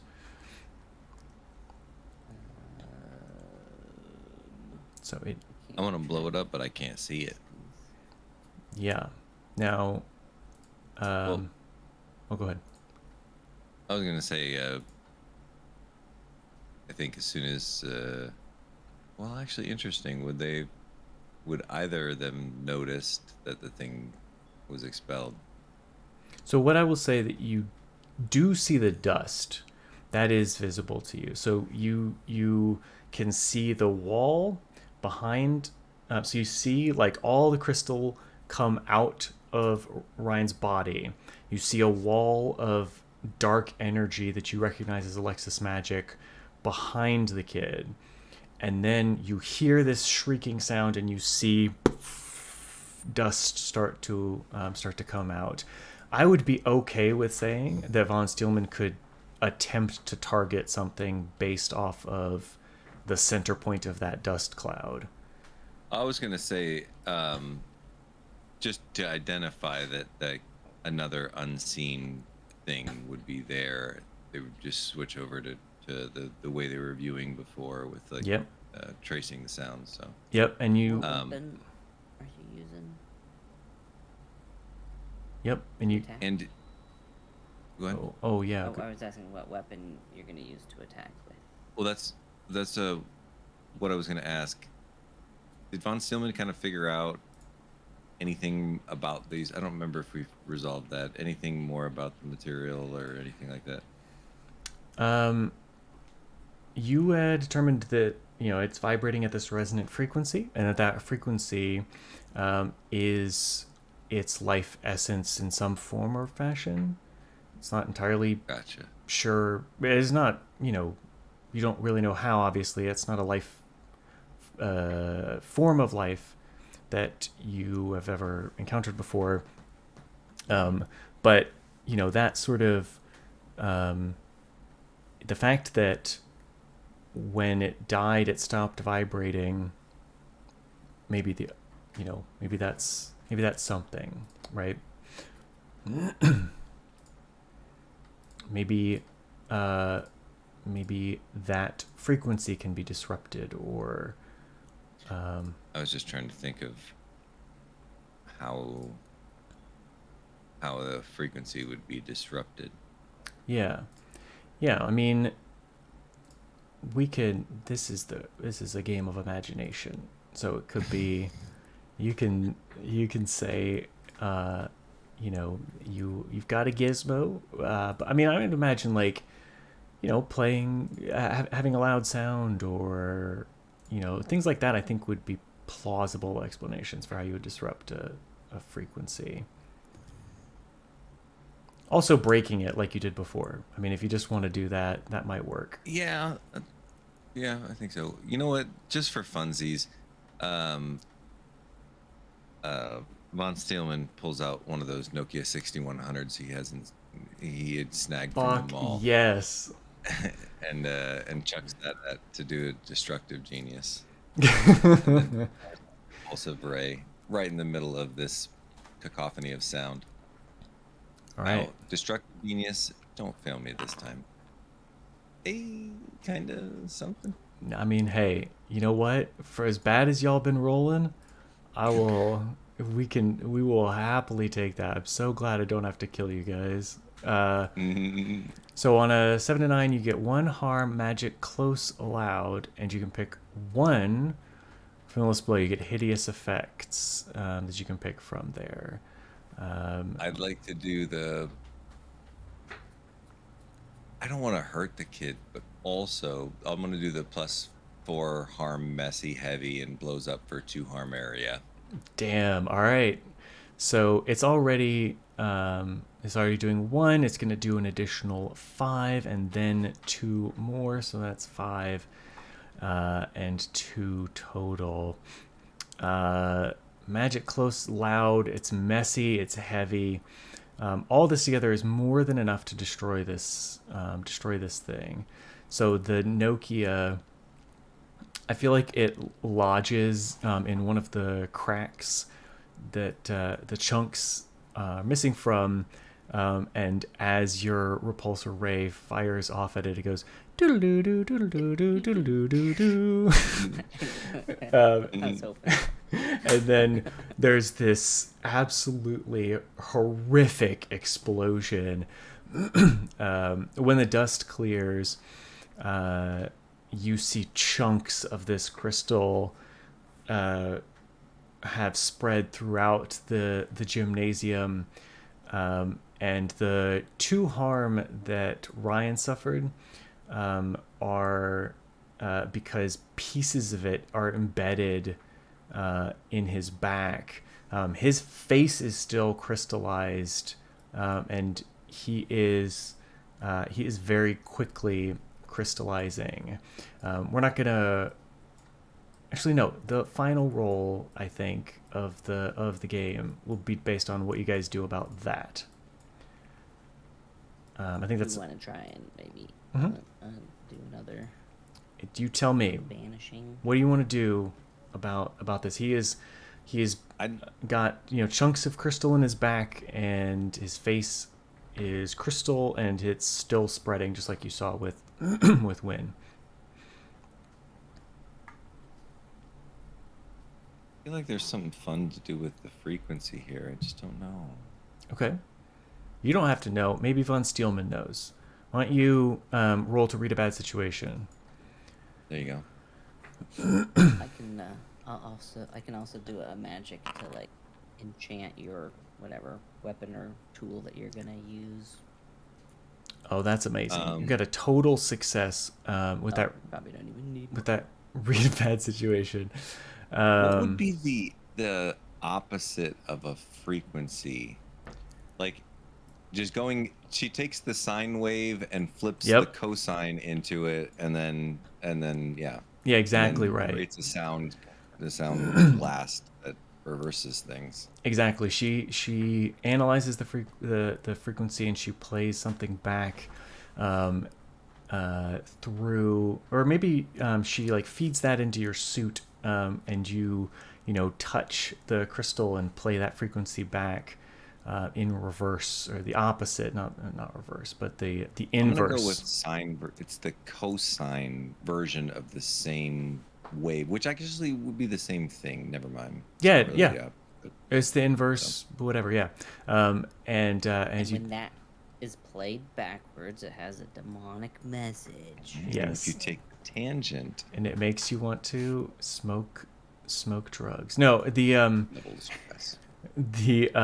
as you play that back, you can see the crystal visibly vibrates, and you do see it now vibrating, and then just there's this pop and a shatter, and his flesh is restored underneath that.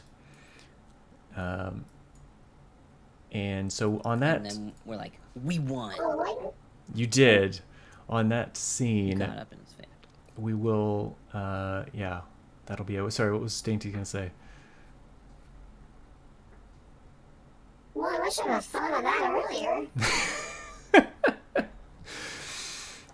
Yeah.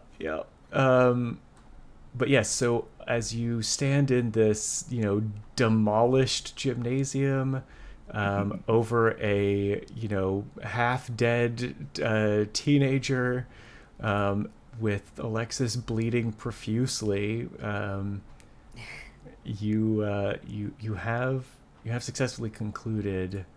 You have successfully concluded the mission for sure. We can ask the questions real quick if you guys want. Let's do it. The end of the session questions. Did we conclude the current mystery? Yes. Did we save someone from certain death? Oh God, yes. Absolutely did. Did we learn something new and important about the world? I don't. Not necessarily. I don't feel like we totally did. Did we learn something new and important about one of the hunters?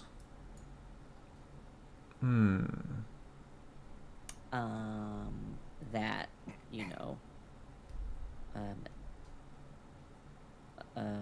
wait, what the heck? Oh, Dainty. That's what. Dainty and Winnie? Dainty is one of the hunters. We learned about how close they grew over the break. And, we, as hunters, found out about their little collaboration. Okay. I think it was news to Dr. Von Steelman. All right. Sure. I'll give you guys that one. Go ahead and mark 2 experience then with a yes to 3 of those 4 questions. Sweet. Hell yeah. I leveled up during the course, so now I have another 2. Sweet. Are you already asleep, Tonka? A little bit. And then right as like somebody walks in to finish getting set up for the big event, we're just like, Yeah, and we took care of the infestation problem. It's all yours. No, so yeah, I mean, so that's the interesting thing. We always end on the correction, and what happens then? There's that moment of silence. There's that pop, and what you have, what you are left with, is you are. There are, instead of pieces of crystal everywhere, there are spent shells, and Ryan doesn't have a dodgeball or crystals or anything like that, but he has a firearm in his hand. And were the corrections happening still during the last number of months? It's just that people remember after the things that happened. Just Wynn and James. Oh, okay. People in general. Okay. Yeah. Yep. No, nobody else does. And you are, you're not there, obviously, to see this, but Hector's crystal body, crystal statue, is now a gunshot victim, as is Elijah's, as is Ava and Winnie both have gunshot wounds. And the story, as far as anyone will ever remember, is that Ryan was a statistic that is unique to America.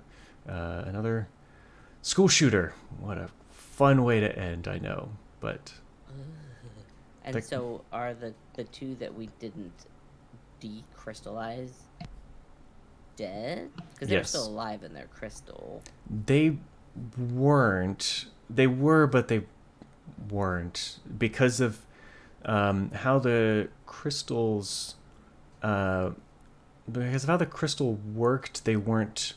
Their life, as we know it, was over. And you might have been able to use your powers to restore them to life, but they, as for all intents and purposes, they were dead.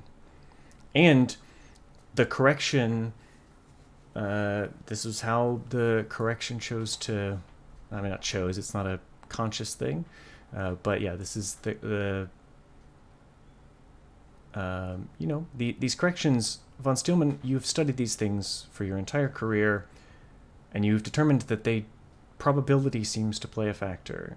It seems to pick things that are statistically likely, not, things that are pleasant necessarily. And yes, that is what is statistically likely. Which I can't tell you how annoyed I was. I came up with this story before I came up. I never come up with the corrections like ahead of time. You know what I mean? So I can't, thinking it through, I was like, oh, shit. And after you're starting us off with all the, I'm saying it's just overseas, it's the world, right? But you guys did save. You saved a lot of lives. There were 7 people that was on Ryan's list. James and Wynn were both on it.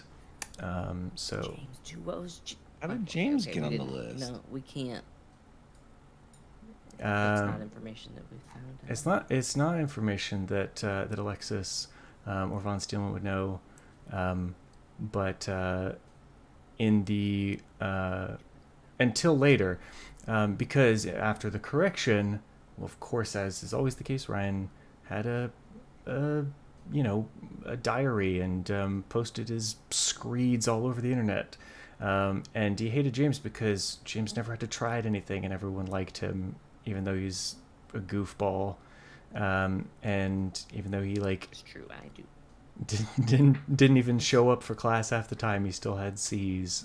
So yeah, he just everyone on his list was people he was that he was jealous of. Yeah. I mean, there's questions that I have about the magical entity thing. Yeah. But, I mean, would you like to ask them? Is this an intentional partnership? Like, whatever this thing is? Or did it take advantage because he was, like, so freaking jealous and that was just the end it needed to control? Oh, yes. The patron. Yes, that is 100%. So you tuned into this thing, right? So, I mean, I think Alexis does have some insight there, and it's absolutely the latter, right? So Ryan was just an angry kid. Well, he didn't die. You guys didn't kill him, so he didn't die. But Ryan's an angry kid, and he had all these like petty, petty grudges that he held.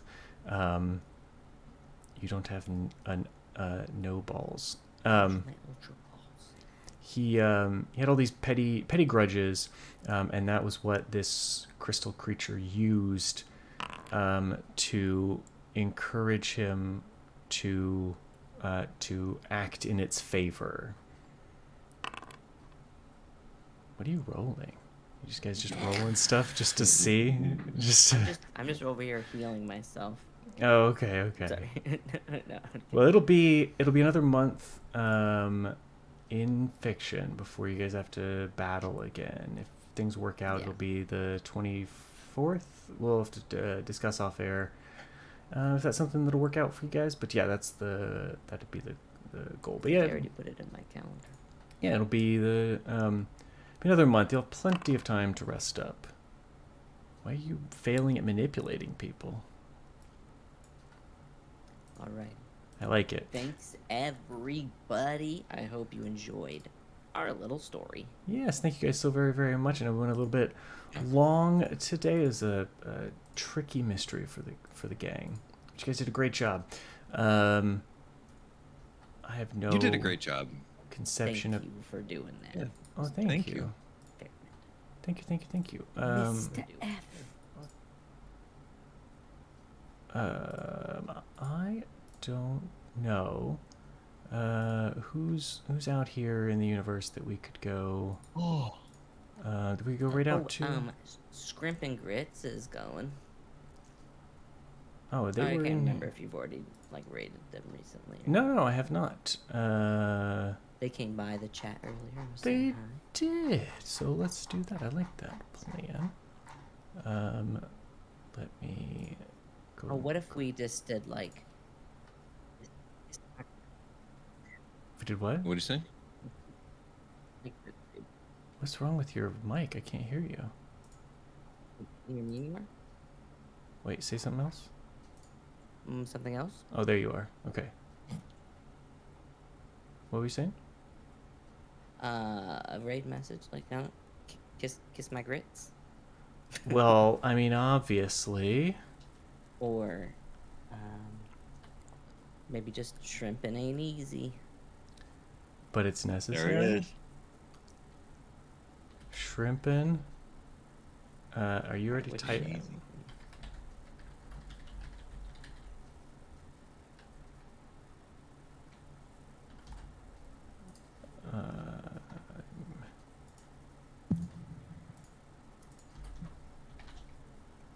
I'm typing it out. Are you typing it out?